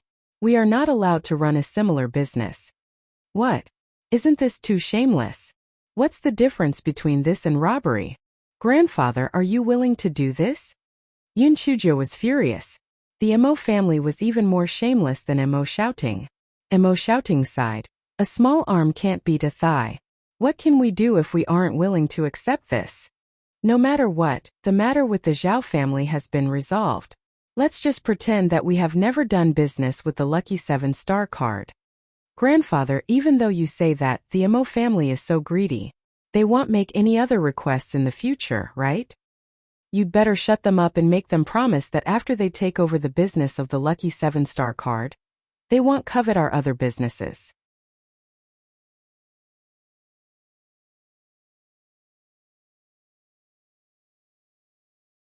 Yun Chuzhou was angry, but she knew that the Mo family was a giant compared to the Mo family. There was no way they could resist. Mo shouting sighed. That's all we can do. You should go back and get some rest. We can discuss the details tomorrow. Yun Chuzhou nodded her head and returned to Tingxian unhappily. It wasn't that she didn't want to part with the 7-star lucky card, but she once again felt weak. The Zhao family could be dealt with a single sentence, and the Mo family's money tree could be dug out with a single sentence. If there was ever a day when she didn't like Mo shouting, killing her would be a piece of cake. No, they could not allow this to happen. Mo Ziding's tree was like a piece of Gowei Butsao in front of the Mo family. Before she was strong enough, she had to find another tree to enjoy the cold, or she had to find a protective talisman. Even the Mo family did not dare to touch her protective talisman.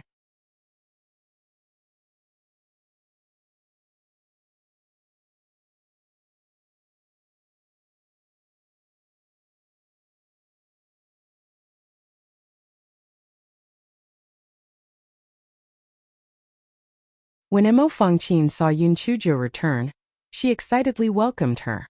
Big sister, you're back? When Yun Chuzhou saw Mo Fangqin, her heart moved. Third sister, I picked some fruits in Fallen Phoenix Forest. Take me to see Auntie Chiu. I'll give her some to try. Mo Fangqin was simply overwhelmed by the favor. Big sister, you just came back. You should take a good rest. Give me the spirit fruit and I'll pass it to Auntie Chiu. It's fine. I have nothing better to do. Let's go. Yun Chuzhou dragged Mo Fangqin out of the courtyard. Mo Fangqin had no choice but to bring Yun Chuzhou to Auntie Chiu's courtyard. Auntie Chiu knew that it was Yun Chuzhou who helped her and her daughter to live such a comfortable life, so she was at a loss when she saw Yun Chuzhou. Yun Chuzhou could not help but laugh. Auntie Chiu, I don't eat people. What are you nervous about? I picked these spirit fruits in Fallen Phoenix Forest. I'll give them to you to taste. As Yun Chuzhou said this, she handed a plate of spiritual fruits to Auntie Chiu. Of course, these spiritual fruits were not picked in the Fallen Phoenix Forest, but no one would care about these. Eldest miss, we simply can't repay your great kindness to us mother and daughter. As Auntie Chiu said this, tears fell. Yun Chuzhou quickly jested and finally teased Auntie Chiu until her tears turned into laughter. Thus, this fellow began to reveal his fox tail. Auntie Chiu, actually am quite envious of third sister. She has you as her mother to protect her. Sigh, I'm a child without a mother. Only I know the pain in my heart. Yun Chuzhou sighed and said. The rims of her eyes were slightly red. Eldest miss, you shouldn't be too sad. Now that you've won the family head's favor, your days will definitely be better and better in the future. Auntie Chiu comforted. Auntie Chiu, even though that's the case, I still miss my mother. Can you tell me what my mother looks like and what kind of person she is? Yun Chuzhou looked expectantly at Auntie Chiu. Auntie Chiu hesitated for a moment before saying to Mo Fangqin, Fangqin, go out and keep an eye on her. I'll talk to eldest miss for a while. Mo Fangqin sensibly went out to stand guard. Only then did Auntie Chiu say, back when master married madam, he had already taken in Luo Shi and me. I remember the first time I saw madam, I was stunned by her looks. It's the first time I've seen such a beautiful person. Auntie Chiu, I believe what you say. After all, I'm already so good looking. My mother must be even better looking, interjected Yun Chuzhou. The corner of Auntie Chiu's eyes twitched. It was obvious that she had never met such a shameless person. She paused for a moment, then she continued, "At the beginning, Master was very attentive to Madame. But for some reason, he became more and more cold towards her. He almost never entered Madame's room. Then on the day when Madame was about to give birth, young Miss mysteriously disappeared.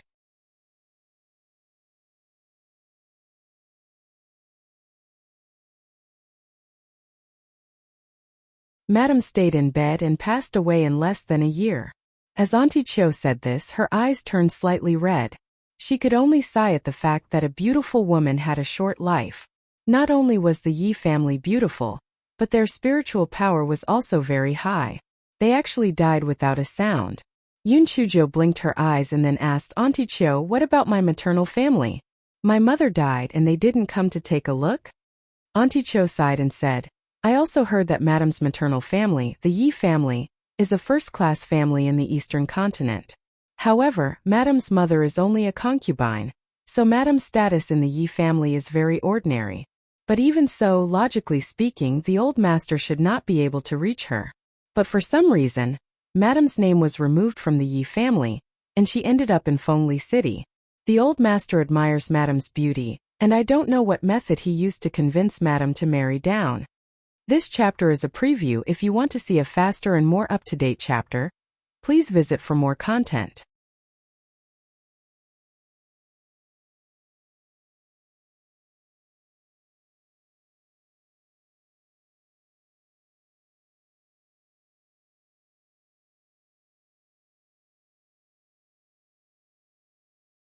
After listening to Auntie Cho's explanation, Yun Chujo felt that there were still many doubts in her words, but she could roughly guess the Zhao family's intention in marrying her.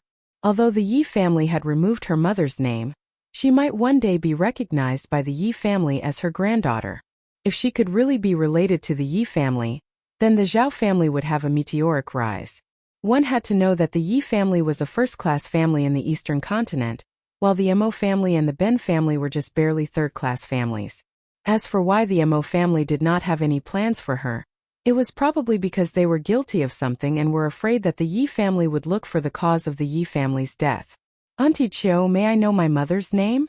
"Yi lawn, Madame's lawn is not the orchid of the orchid grass, but a magnificent one. Am not afraid of being laughed at by the eldest miss. This is the first time I've seen a woman's name use the word lan. As expected, she's from a big family." Auntie Cho could not help but recall the feeling she had when she first met Yi Lan. When she saw that woman, other than shock, she felt inferior. It was not only her appearance, but also the calmness of that woman. At that time, she only had one feeling in her heart. How could such a woman be worthy of the master? Why would she marry the master? This was simply like a fresh flower being placed on something. Pin 0 Yi Lan? Yun Chujo only muttered the name silently. Her nose was slightly sore and tears almost fell from her eyes. She could not help but be shocked. Was this the wonder of blood ties?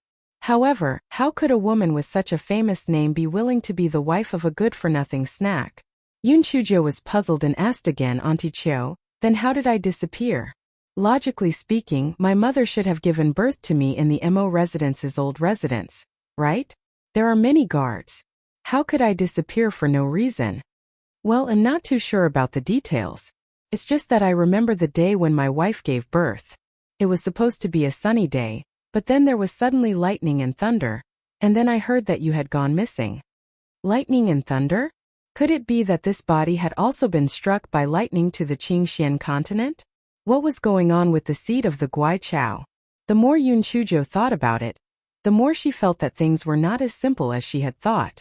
However, no matter what, she had finally gained something. The Yi family? At the critical moment, she could use the Yi family to scare the Mo family. If she had the opportunity to go to the Yi family and mess around, it would not be a bad thing. At least, she would be able to find out why her mother had been expelled from the Yi family.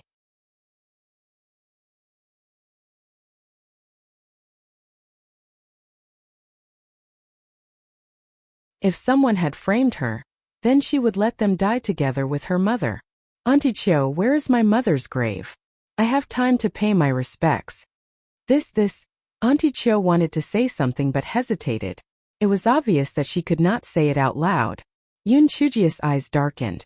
Auntie Chiu, tell me the truth. I will not let anyone trace it back to you. When my mother died, she should have been buried in the Mo family's grave. However, Master did not bury her there for some reason. Instead, he buried her in a barren land 10 miles away from the Mo family's grave. Auntie Chiu said with some apprehension. When is the date of my mother's death? Yun Chujio narrowed her eyes.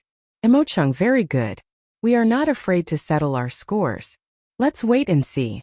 The first day of the 5th month. Let's calculate the date. 3 days later will be the date of Madam's death. Yun Chujio nodded and chatted with Auntie Chiu about some other matters before she bade farewell and left. Mo Fangqin saw that Yun Chujio had left and quickly asked Auntie Chiu, Auntie Chiu, what did Big Sister ask you? Auntie Chiu lowered her voice and told her everything. Mo Fangqin's heart tightened. A country bumpkin would seek revenge for the smallest grievance. She was afraid that her father would suffer.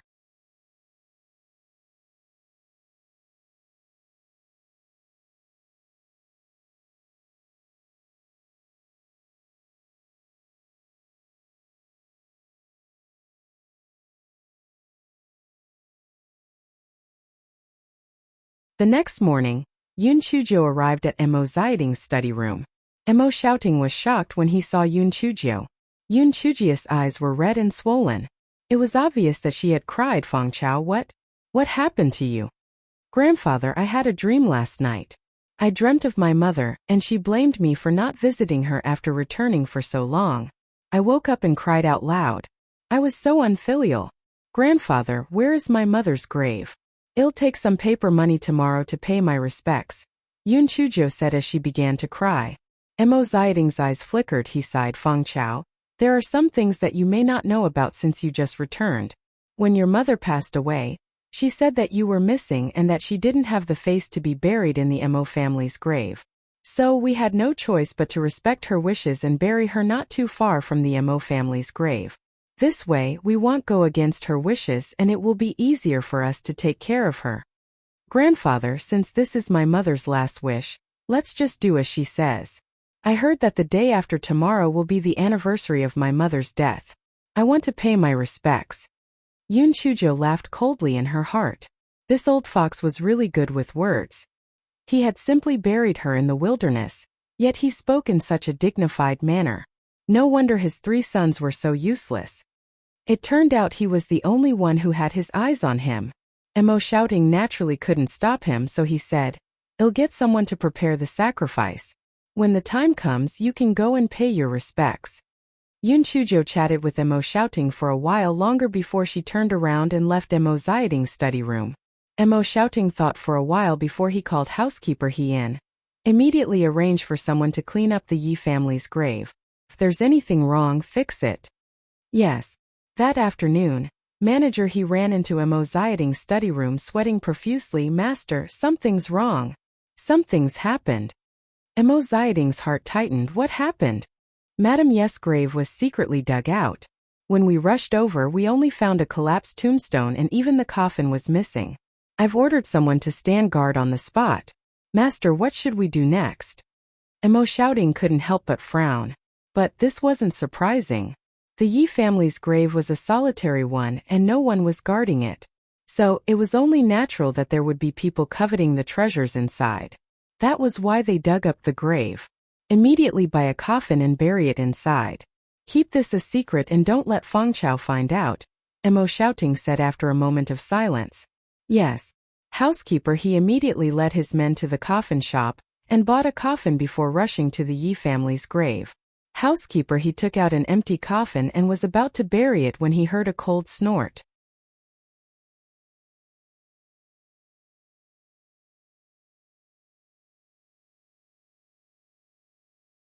He then saw Yun Chujio walking out of a nearby forest with He Shi and the others.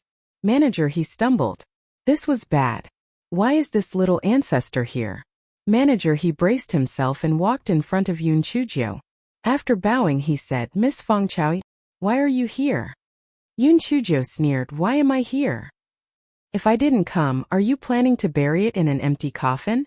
My mother is the wife of the official wife of the Mo family. Her grave is unguarded and has been stolen. If I hadn't come to pay my respects, this tombstone would have disappeared sooner or later, right? Housekeeper He's head was covered in cold sweat, but he didn't say anything.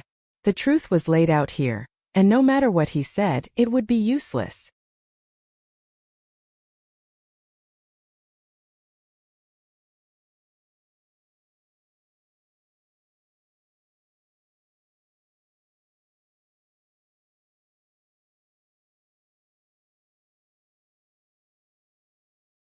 One could imagine the anger in Yoon Chujia's heart.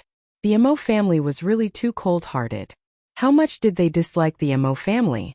Why would they treat the Yi family like this?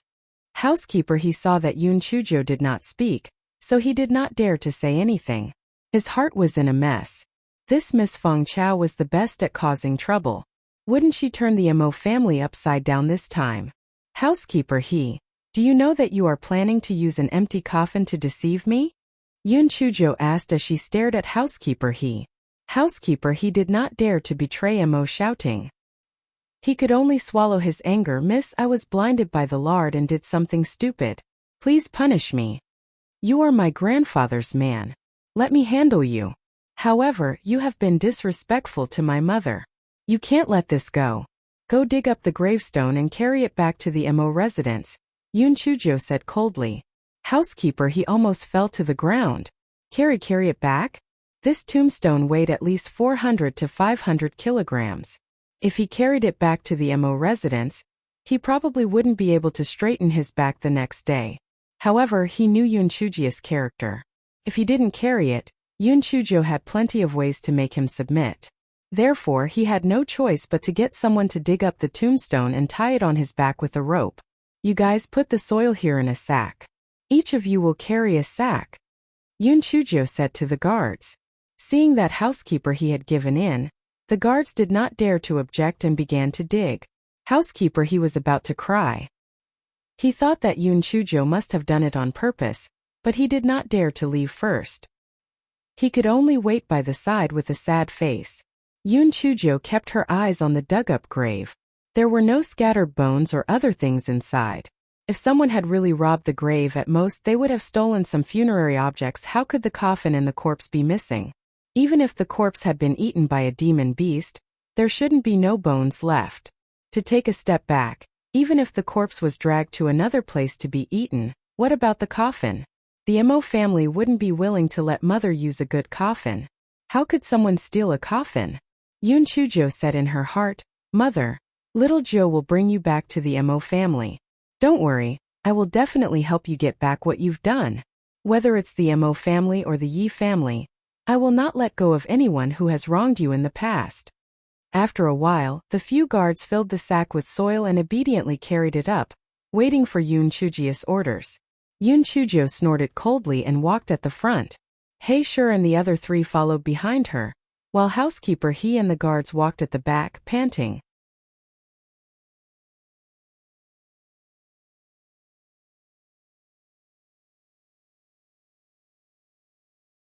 As soon as they entered Fengli City, this strange group immediately attracted the attention of many people. Someone was quick-witted. When he saw the words on the tombstone, he whispered, This seems to be the tombstone of the Mo family's Madame Yi, which is also Miss Feng Chao's mother's tombstone. Why did they carry the tombstone back? What's in those people's sacks? Seems to be soil. What are they trying to do? When I passed by that place before, I saw that Madame Yes' grave seemed to have been dug up by someone. TSK, the dignified Mo family's young madam was actually buried in such a desolate place. Moreover, her grave was even dug up by someone. Miss Feng Chao will definitely not let this matter rest. Is this for real? Isn't the way the Mo family handles things a little too unethical? The Yi family's madam is Mo Cheng's official wife, yet there's not even a corpse left behind. This is too tragic.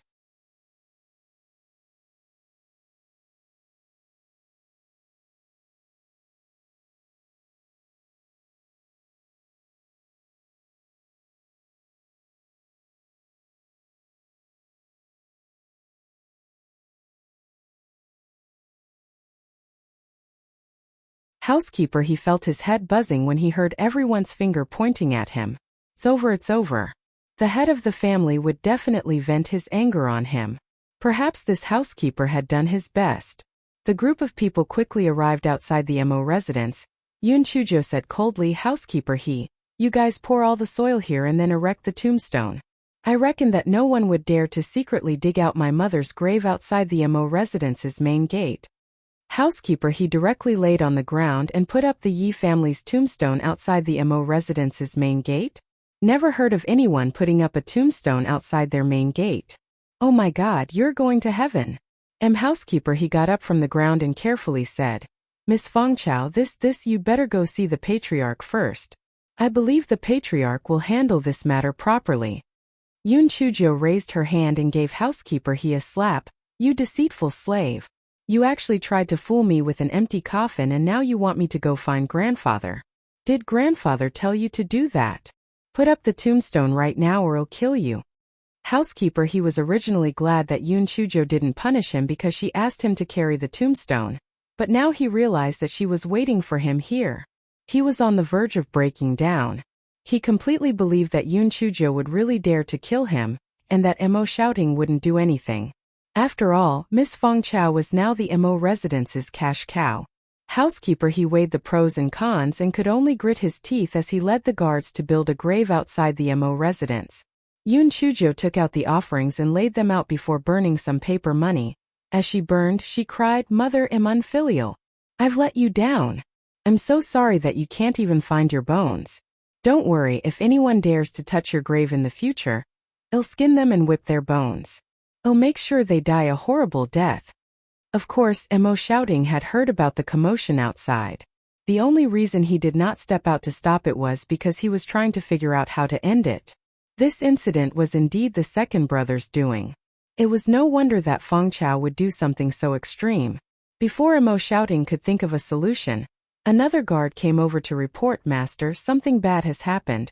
Second master has reprimanded Miss Fongchao. Miss Fongchao is going to hang herself at the door." Mo shouting felt his head buzzing and he couldn't help but blame Mo Chung in his heart. This matter was already difficult to handle, yet this idiot had come to cause trouble again. He was a complete failure. Mo shouting had no choice but to brace himself and walk out the front door. Mo Chung was shouting angrily, "Unfilial daughter! How dare you erect a grave outside the front door?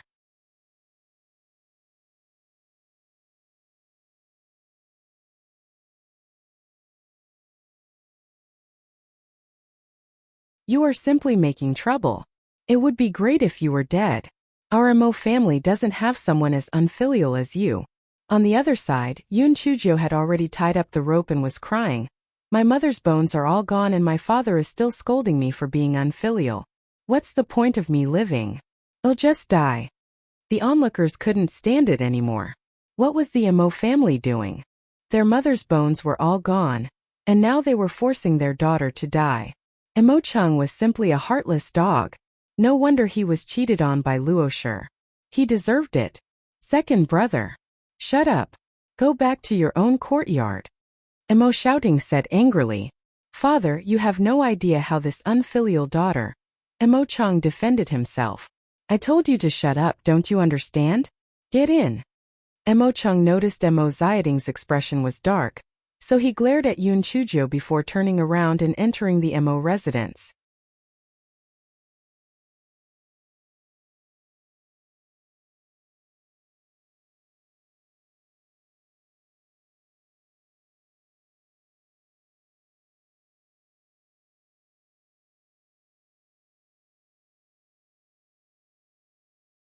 Mo shouting took a deep breath and said to Yoon Chujo, "Fongchao, what are you doing? You've always been the most sensible person. If there's a problem, just solve it. Can you solve it by messing around like this?" Yoon Chujo sneered in her heart. If she didn't mess around like this, would she let you use an empty coffin to fool me? However, now was not the time to shed all pretenses with the Mo residents. There was no need to be afraid of settling scores. Let's wait and see. Grandfather, I also know that what I did was a little overboard. However, when I saw that my mother's grave had been dug up, my heart was broken. I really couldn't believe that the dignified wife of the Mo residents had actually fallen into such a situation. The most hateful thing was that this housekeeper he actually wanted to use an empty coffin to fool me. And my father he actually said that it was good that I was dead. What was the point of me being alive? I'd better go find my mother. Yoon Chujio said as she placed her head into the knot, looking as if she was about to hang herself.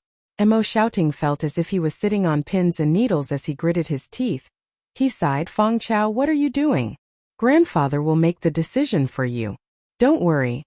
Grandfather will send people to investigate the whereabouts of your mother's bones. If someone really stole them, they will not let him off easily. Grandfather will find someone to choose a date to give your mother a grand burial and bury her in the Mo residence's grave. As for the unruly housekeeper he will be punished with 100 strokes of the cane and chased out of the Mo family. Hearing Mo Zayading's words, housekeeper he almost fainted. 100 strokes of the cane wasn't a big deal, but being chased out of the Mo family meant that his days of wealth were over. Grandfather, since you say so, then we will do as you say. However, although housekeeper he has made a huge mistake this time, I have already punished him. Furthermore, he is your right-hand man. You should give him a lighter sentence, Yoon Chujio said with a sigh. Hearing Yoon Chujio's words, Mo shouting let out a sigh of relief. It seemed even though Fong Chao was sad, she still knew what was at stake. But what could a little girl like her do? Didn't she still have to rely on the Mo residence to survive?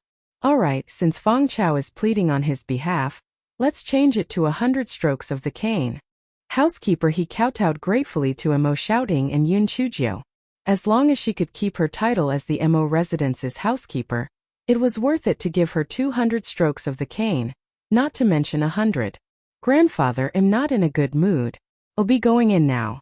I'll be taking my mother's tombstone with me, Yoon Chujio said as she put the tombstone into her storage ring and wiped her tears as she entered the Mo residence.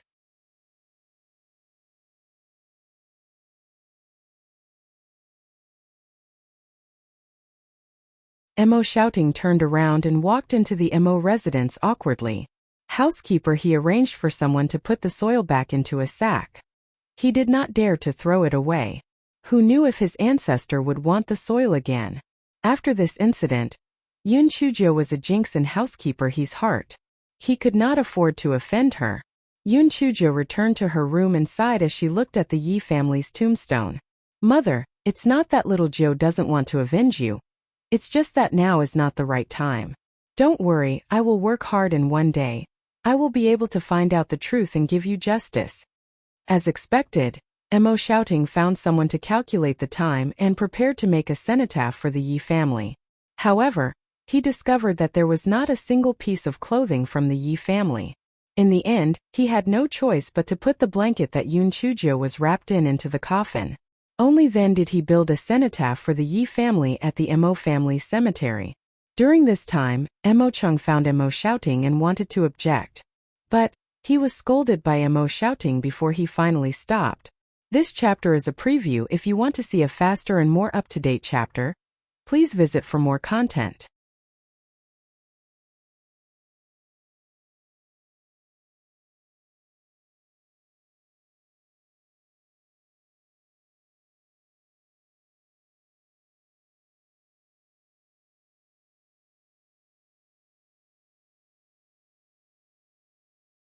After reburying the Yi family's burial mound, Yoon Chujio saw that the matter with the Zhao family had been resolved and decided to find a place to continue the trial.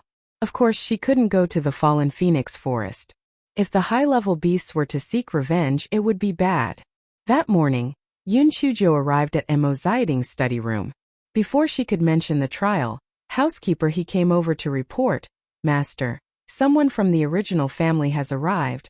Mo shouting immediately stood up and asked nervously, Who is it? It seems to be a housekeeper. I heard the servants address him as Manager Liu. Housekeeper, he said uncertainly. Mo shouting was extremely unhappy. Even if he had sent a junior, he would at least be a master. Yet, he had only sent a mere housekeeper. This meant that he had no respect for Guangshuan branch of Fengli City. His family had gone too far. Yoon Chujio caught a glimpse of Mo Zayading's expression and could guess what he was thinking. So she said, Grandfather, this family is too much of a bully. Come and take over the business of the 7-star lucky card. Even if you send someone of my generation over, it's fine. They actually sent a manager over. They don't think much of us. Emo Shouting scoffed, I can't help it. Who asked me to be so powerful? Back then, when Guangshunzi wasn't in decline, who would dare to look down on us? Not anymore. Forget it. There's no point in being angry. I'll go over and meet them. Grandfather, I'll go with you, Yun Chujo said eagerly. Emo Shouting thought about it and realized that the 7-star lucky card was Yun Chujia's idea. She knew more about the specifics, so it wasn't a problem for her to go. So, Emo Shouting brought Yun Chujo to the living room. Inside the living room, a Sanjiaoyan old man sat on a chair with a teacup in his hand. The man did not get up when he saw Yun Chujo and Emo Shouting enter. He did not even put down the teacup in his hand as he continued to drink his tea. Emo Shouting felt even more displeased. He sat down on the main seat while Yun Chujo sat opposite the Sanjiaoyan old man. At this time, Sanjiaoyan finally put down his teacup and did not get up. He simply sat there and cupped his fists at Emo Shouting. Fourth Master, I am the manager of the Emo family, my surname is Liu. I am here to take over the 7-star lucky card business.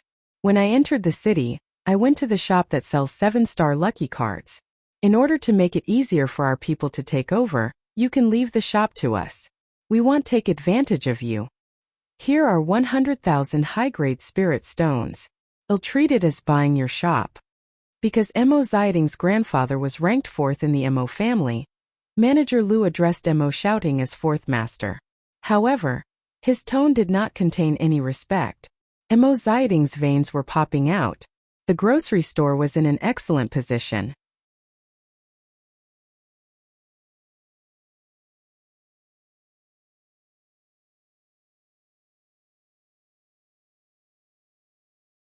It was worth at least 10 million high-grade spirit stones, yet he only offered 100,000. This wasn't buying, it was simply robbing.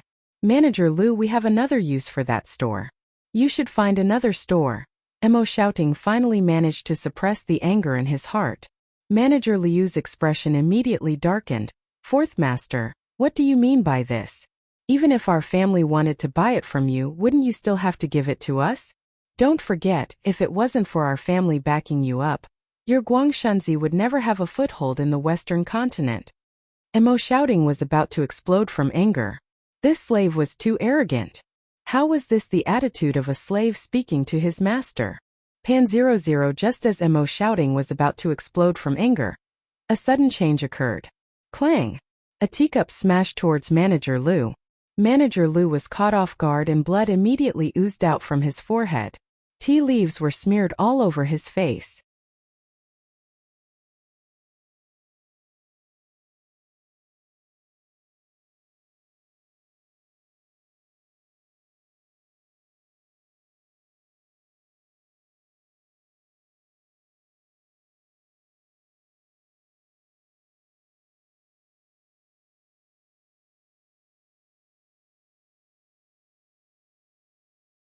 Manager Liu was stunned. After he reacted, he said angrily, "Little bitch. How dare you hit me with a teacup? You're courting death." I'm sorry, I was drinking tea. But my hand slipped and the teacup flew out. Yun Chujo crossed her legs and lied without any sincerity. You. Fourth Master, who is this bitch? Are you going to let her do this? If you don't care, I'll do it myself, Manager Liu said angrily. Emo Ziding's expression was dark. Manager Liu, this is my granddaughter Fong Chao. Emo Shouting was implying that she was the master and he was the slave. Calling her a bitch was too much. Unexpectedly, Manager Liu did not buy it at all. He scoffed, since you are a young lady, you should act like one. Fourth Master's upbringing is far worse than mine. As soon as Manager Liu finished speaking, Yun Chujo jumped in front of him and gave him 2 tight slaps. Following that, she kicked Manager Liu in the waist. Manager Liu was directly kicked to the door of the living room. Coincidentally, he knocked on the doorsill, and both of his front teeth were broken. Manager Liu felt that his waist was almost broken. It was not easy for him to get up, and he spat out a mouthful of blood. With a ferocious expression, he gave Yun Chujo a slap. Yun Chujo nimbly dodged. The reason why she dared to hit Manager Lu like this was because she found out that Manager Lu was only at the 8th level of the spiritual venerable realm. This guy was very smart. The two of them did not use any spiritual power, and Yun Chujo was extremely fast. In less than a dozen moves, Manager Lu was once again kicked to the ground by Yun Chujo. You slave! How dare you call me a slut? Tell me, who is a slut? Yun Chujo held a large kitchen knife in her hand and rubbed it against Manager Liu's face. Fourth master, are you going to let this little miss treat me like this? Manager Lu swallowed the word slut. Mo Shouting had long been unhappy with Manager Lu. Although he felt that Yun Chujo was a little impulsive, he knew that she was a scheming person, so he said symbolically, Feng Chao, what are you doing? Hurry up and let Manager Lu go. Yun Chujo gave Manager Lu another 2 slaps. You shameless bastard, how dare you complain? Not only are you disrespectful to my grandfather, you even dare to call me a slut. Even if I kill you, I won't be able to say anything. You, a 7th grade official in front of the Prime Minister's door. You hitting me is equivalent to slapping my face. Let me go. Manager Lu said with a stern face but a weak heart. He did not take this small branch seriously at all.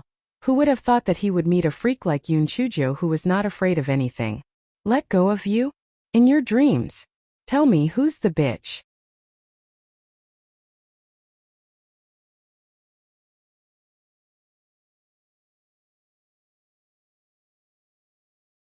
Yun Chujo gently sliced Manager Liu's face open with the kitchen knife. I won't let you off. Manager Lu screamed in pain. Yun Chujo curled her lips and sliced his face again. Who's the bitch? I'm a bitch. Miss Feng Chao, please let me off. Manager Lu saw that Mo Shouting had remained silent, plus, Yun Chujo really did have the guts to make a move.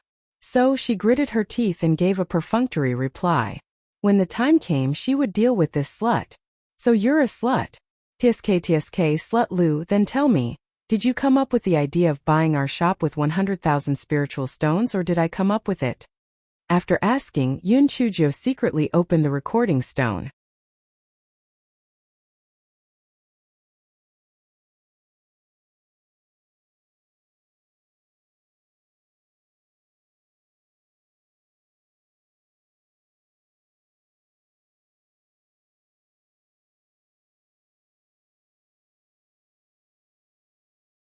Of course this is my intention.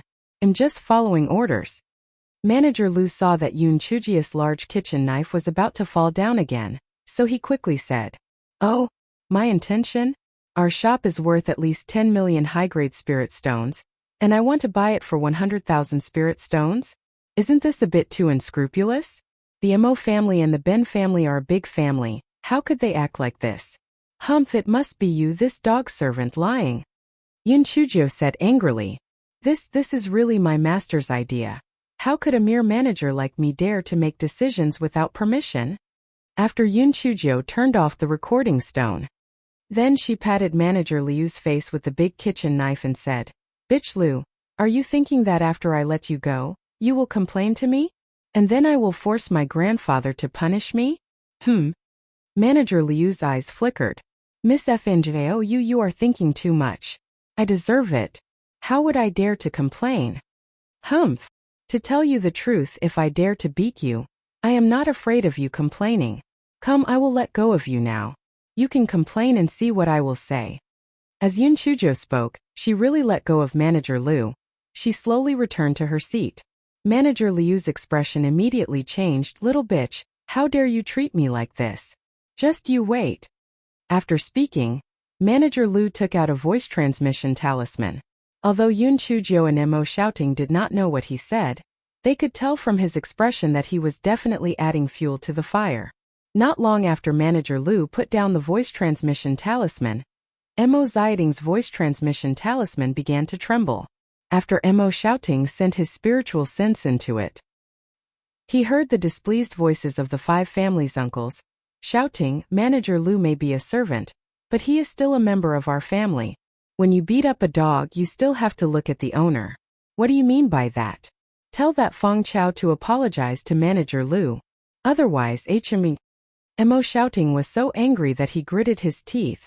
Tell the owner to apologize to a servant? Could it be that the master of Guangshuan branch wasn't even as good as his own servant? But if he didn't do as he was told, his family would definitely not let this matter rest. What should he do? Just as Mo Shouting was in a difficult situation, Yun Chujo jumped to his side and whispered into his ear. Mo Shouting nodded his head repeatedly. Then she picked up the voice transmission talisman and said, Uncle Wu, there might be some misunderstanding. Manager Lu said that he wanted to use 100,000 high-grade spirit stones to buy our shop, which is worth tens of millions of spirit stones. He even said that it was your idea. This is blatant slander.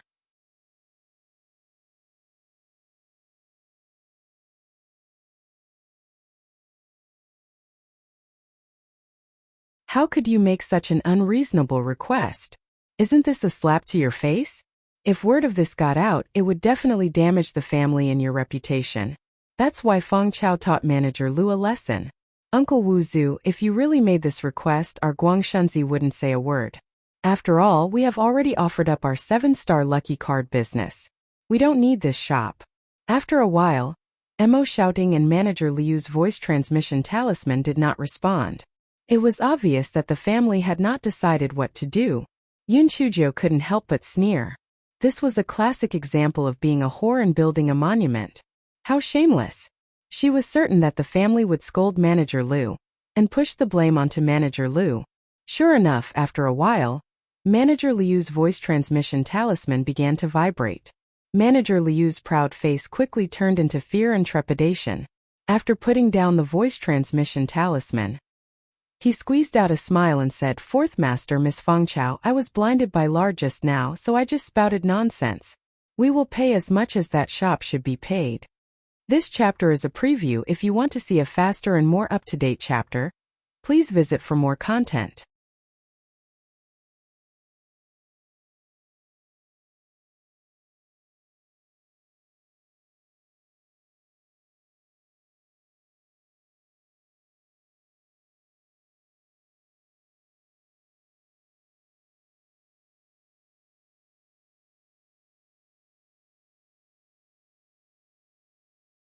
Mo Shouting looked at Manager Lu, who was missing 2 front teeth, and the corner of his eye twitched. Since it's a misunderstanding, let's turn the tables. Someone, take Manager Lu and his entourage to the guest house to rest. Just as Manager Lu was about to turn around and leave, he heard Yun Chujo say, Manager Lu, are you leaving just like that? You broke one of our teacups and gave me a fright. Don't you want to express your gratitude? Manager Lu staggered. He couldn't believe his ears. What? I broke one of your teacups. You were the one who smashed it, all right? You were frightened and even my front teeth fell out. Who am I going to look for? However, when he saw Yun Chujo waving the large kitchen knife twice in her hand, his old face smiled like a flower and said, Miss Evano, then how many spirit stones do you think you need to compensate me? Not too much. After all, you don't have much savings as a servant. I'll give you a 99 to 81 discount. You just need to compensate me with 1 million spirit stones, Yun Chujo said with a smile. Manager Lu widened his triangular eyes and said angrily, Miss Evano, don't go too far. Why don't you rob me of 1 million spirit stones? And 0M Yun Chujo glanced at him and took out the recording stone from her storage ring. Manager Liu's voice came out from it. Of course this is my intention. I'm just a small manager, how could I dare to make the decision on my own? Manager Lu, tell me when I hand this over to my family, will it be fun? Yun Chujo said with a half smile. Fun your head. Manager Lu was so angry that he was going to die. This insidious little bitch actually recorded it. If she really brought this up, the higher-ups would definitely punish him severely. Manager Lu took a deep breath. Miss Evano, should I give you 1 million spiritual stones and you'll erase the content? Of course. As long as the money is in place, there's no problem that can't be solved. Yun Chujo smiled brightly as she received another small sum of money. Manager Lu gritted his teeth and transferred 1 million high-grade spiritual stones to Yun Chujo. He then stared at Yun Chujo as she erased the content of the recording. Only then did he angrily follow the servant to the guest house. Yun Chujo crossed her legs and said to Mo Shouting, Grandfather, sometimes you have to be a little more aggressive when dealing with enemies. Otherwise, everyone will think that we are easy to bully. Although the Zhao family was powerful, they were still on the eastern continent. They would be suppressed by all sorts of forces. He would not send people to destroy us for no reason. Besides, he still had to make a name for himself. He couldn't bear the notoriety of killing his own family.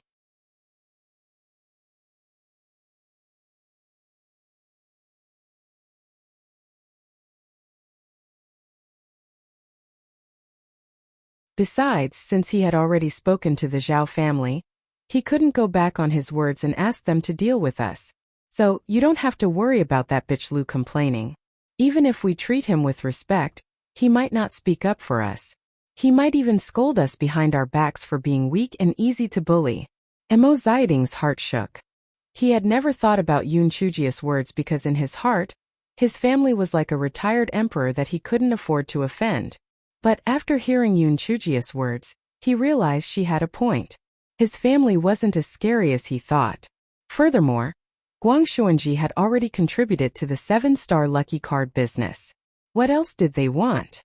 Mo Xiaoding felt a little relieved, but he was still a little worried. Feng Chao, although what you said makes sense, what if Manager Lu does something bad when he takes over the 7-star lucky card?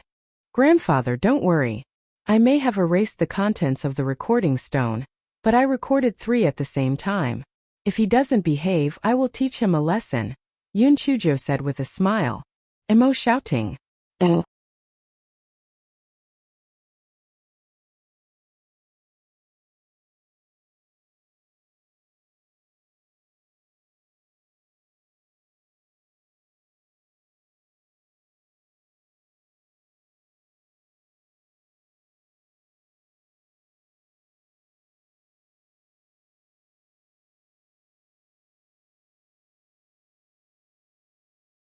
A thought flashed through Mo Xiaoding's mind. Luckily, he did not marry Feng Chao to the Zhao family. Otherwise, based on her personality, she might not be able to retaliate against the Mo family. Yun Chuzhou and Mo Xiaoding chatted for a while longer before turning around and leaving. Mo Xiaoding immediately asked housekeeper He to call Mo Cheng into the study room. Second brother, you better keep that matter to yourself. If you dare to say anything, don't blame me for being a ruthless father. After speaking, Mo Xiaoding glared coldly at Mo Cheng. Yes, father. Don't worry, I will keep my mouth shut. Mo Cheng had a feeling that if he didn't agree, Mo Xiaoding would kill him right now. Mo Xiaoding's expression softened a little. The matter with Luo will be over soon. It's time for you to pull yourself together. I think that Qiu is very responsible. If I can give you another man and woman, then you should help her get promoted. Mo Cheng did not dare to object and quickly agreed. After the incident with Luo, he still had lingering fear towards shrewd women. He felt that Auntie Qiu was the most reliable. On the other side, Yun Chuzhou returned to hear He Xian and was in a daze. She couldn't go to the trial for the time being, so what should she do? As she thought about it, her heart skipped a beat. She had never learned the high-level physical transformation technique, so she might as well use this time to study it. Yun Chuzhou called He Shi over. He Shi, don't go anywhere this afternoon. Explain the high-level physical transformation technique to me. He Shi looked confused and at a loss. Miss, this high-level physical transformation technique cannot be learned in one afternoon, and I don't know how to explain it. Why don't you ask the master to find a teacher who specializes in teaching you the physical transformation technique? Aren't you going to pay for it? There's no need to talk so much nonsense. Hurry up and have lunch. Then come over and explain it to me. Yun Chuzhou glared at him. He Shi shrunk his neck and didn't dare to speak. However, he didn't think much of it. He felt that Yun Chuzhou was just acting out. How could he learn the high-level materialization technique with just a few words? Forget it. Since the little ancestor would not be able to learn it by then, he would naturally get the master to invite a teacher for her. That afternoon, He Shi came to hear He Xian ramble on about a few key points of a high-level physical transformation technique. Yun Chuzhou blinked her eyes and asked a few more questions. Then she said, "All right, I've learned enough. You can go back now." He Shi was dumbfounded. What the hell? He learned it in less than 4 hours? Impossible. Perhaps this little ancestor didn't understand at all, so he just gave up on learning it.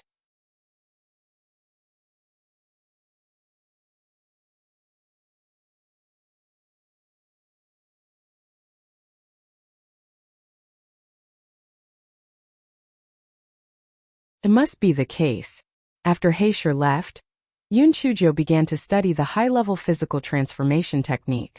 In fact, the low-level, middle-level, and high-level physical transformation techniques were similar. The general principle was the same, but there were some slight differences. Yoon Chujo pondered for a while in the house, and then went to the courtyard to practice. Anyway, Mo Fangqin went to Auntie Cho's place, and Qing Lu and Qing Ji were also sent out by her. After several experiments, she finally succeeded. However, Yoon Chujo was a little confused as she looked at the piglets jumping around happily. Didn't they say that the high-level physical transformation technique could only transform into one spiritual beast? Why did she create a group of them? Yoon Chujo looked at them carefully again. Other than being more lively and smarter, these piglets did not seem to be much different from the ones created by the middle-level physical transformation technique. Yoon Chujo could not help but feel a little discouraged. Initially, she thought that the high-level physical transformation technique could be very awesome. She did not expect that there was not much improvement.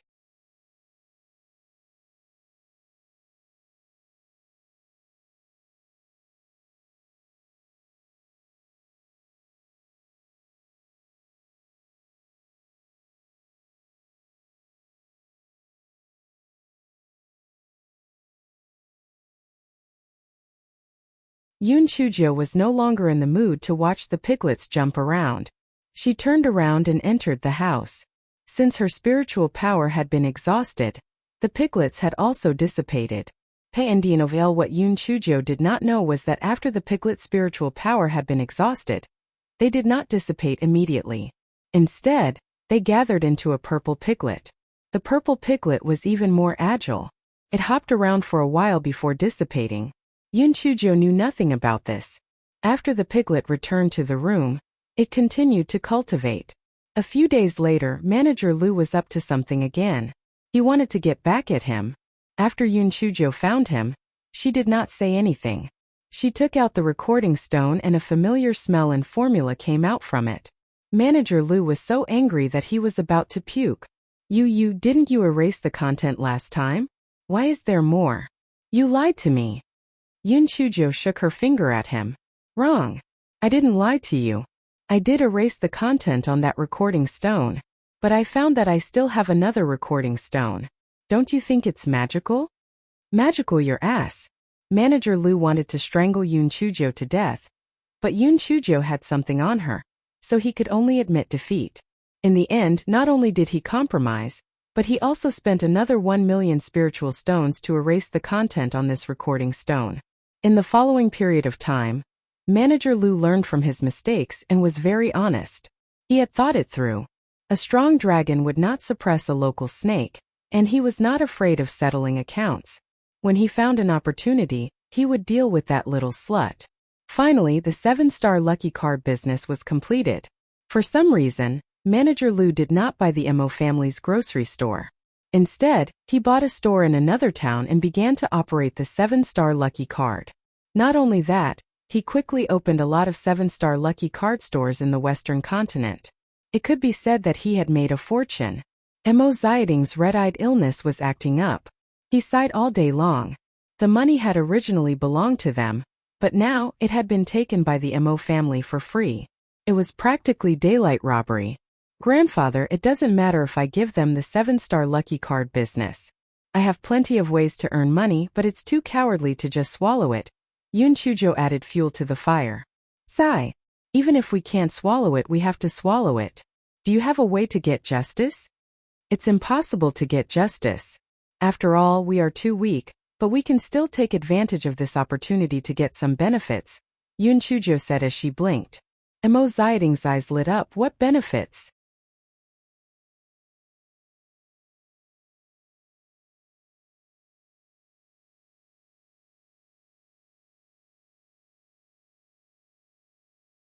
Grandfather, I heard that although people from the Eastern continent can travel between the two continents, people from the Western continent are not allowed to enter and leave the Eastern continent. Is that a rule? That's true, Mo Shouting said with a disappointed expression. In a way, he wasn't as good as Manager Lu. At least Manager Lu was allowed to enter and leave the two continents, but he wasn't. Grandfather, we can make a fuss about this. Tell the family to get some good stuff from the Eastern continent and we will split the profits 50-50. Yoon Chujo said with a smile. The people of the East continent did not want to do business like this. Since the people of the West continent could not do business like this, it was a good opportunity for her. Mo Shouting was stunned for a moment before he was overjoyed. Yes, this was such a simple way to make money. Why did no one think of it? Everyone thought that the two continents were incompatible. As long as there was a way to communicate, this idea could be turned into reality. Moreover, this kind of business had one advantage, which was that it could ask for sky-high prices.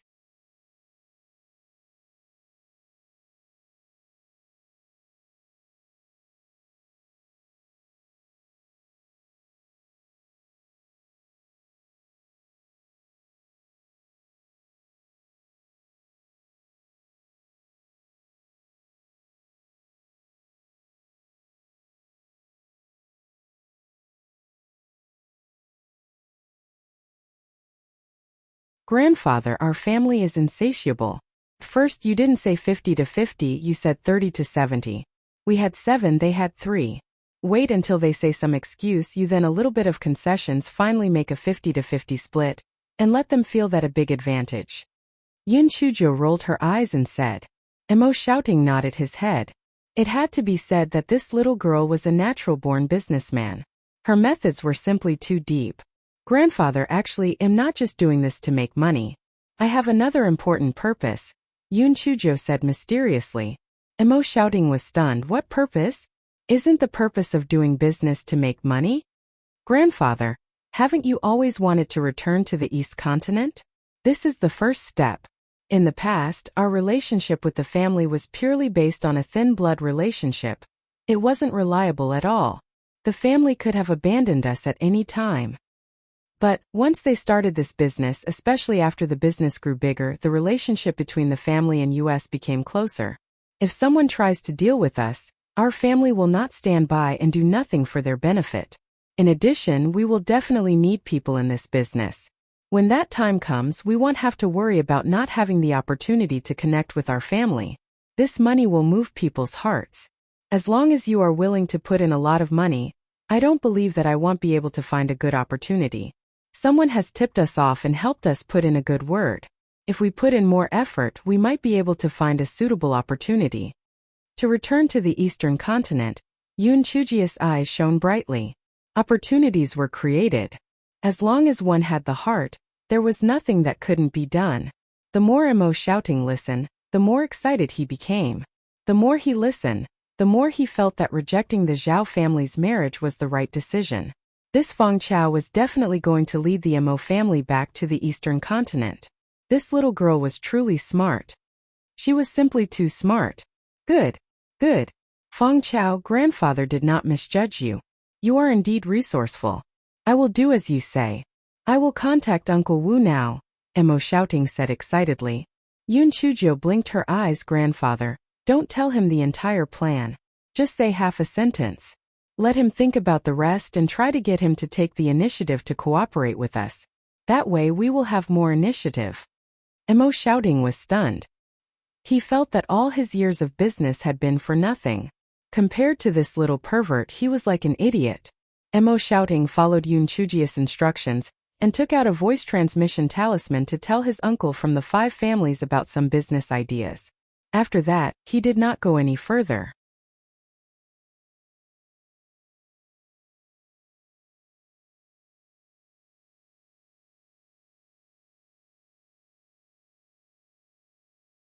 Two days later, his family contacted Mo Shouting and told him that they wanted to cooperate.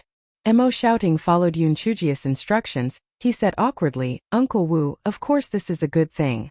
But our Guangshenzi has been quite wealthy for the past few years.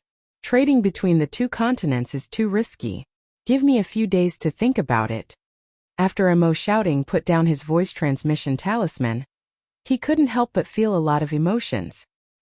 He had never heard Uncle Wu speak so gently. It seemed Feng Chao's words made sense. Being in a hurry was not a business. One had to have a certain way of doing things. Following that, Mo Shouting followed Yoon Chuji's plan and began to discuss business with his family. In the end, they agreed to a 50-50 split, and the family felt that they had gained a huge advantage.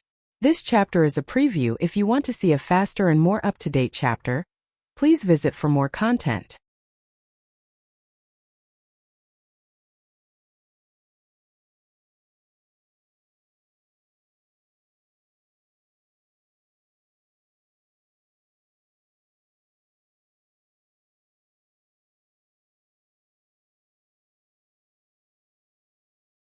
In the end, the family decided that Manager Lou would be in charge of the specific matters on both sides for the time being. After all, he was quite experienced. When Manager Lou heard the news, he was not overjoyed. Instead, he almost fell to the ground. His heart was rejecting it. Because through this period of contact, he had already confirmed and was absolutely certain that Yoon Chujio was a demon who ate people without spitting out their bones. Have you ever heard of someone making multiple copies of a recording stone? Yes, it was that little demon. She had already extorted 5 million high-grade spirit stones from her. Who knew how many copies she had made? She was going to kill herself. This stupid girl was as smart as a demon. She was simply inhuman. Manager Liu's heart was filled with tears as he came to the MO residence to see MO Shouting and Yoon Chujio. His attitude was completely different from before. Even when he sat on the chair, he only dared to sit on half of his butt, afraid that Yoon Chujio would find fault with him. After MO Shouting said a few polite words, Yoon Chujio said, "Manager Liu, it seems like fate has brought us together. It looks like we are going to be working together for a long time. Are you happy?" Manager Liu gritted his teeth and said, Yes, I'm very happy. Manager Liu, you don't have to worry about what happened in the past. As long as you know your place, I can make countless $5 million into your pocket. However, if you don't know what's good for you, don't you think it's normal for an accident to happen since the Western continent is so big and you brought so many good things here? Yoon Chujio said with a faint smile. Manager Liu almost collapsed to the ground. Of course, he could hear Yoon Chujio's hidden meaning. If he was not honest, this little devil would send people to kill him. Although he would bring a few guards to protect him in the future, if he was careless, this little devil might find an opportunity. Moreover, this little devil would definitely keep his word. Miss Fangcao, you can rest assured. I know what to do. Manager Liu said while wiping his sweat, afraid that Yoon Chujio would really find a reason to kill him. Why are you so nervous? I'm just saying. No matter what, you are still a member of my family. I don't dare to do anything to you. Let's discuss the specific matter. Yoon Chujio said with a smile. Manager Liu cursed in his heart, You don't dare? If you don't dare, then how did I lose my front teeth? If you don't dare, then how did my 5 million high-grade spirit stones end up in your pocket? And 0M as Yoon Chujio had prepared everything well in the beginning. The rest of the matter went smoothly. No matter what Yoon Chujio said, Manager Liu only nodded his head in agreement. Mo Shouting couldn't help but laugh and sigh.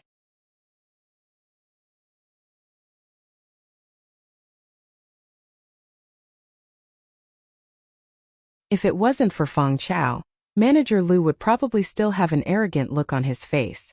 The wicked had their own ways. It made sense. Over the next period of time, the Mo family's business flourished. With the support of the Mo family, even the envious ones did not dare to provoke them. Mo Peng and Mo Chong could not help but be convinced. After all, they had more money than before. As for Mo Chong, although he still did not like Yoon Chujio, with Mo Shouting around, he did not dare to say anything. As a result, Yoon Chujio's life was exceptionally comfortable. In the blink of an eye, it was the 9th day of the 7th month, Yoon Chujio's 18th birthday. Mo Shouting naturally would not let go of this opportunity to make Yoon Chujio feel grateful towards the Mo family. So he held a grand birthday banquet for Yoon Chujio. The Mo family invited many business partners and important people. That night, the Mo residence was bustling with activity. You're tuning into the Li Mei's Sword of Destiny YouTube channel. We're so grateful for your support, and don't forget to subscribe to join us on this incredible journey through captivating stories. Your generosity through donations truly makes a world of difference, as it's the primary source of revenue that allows me to expand and enhance this channel for you. Thank you from the bottom of my heart for being a part of this adventure.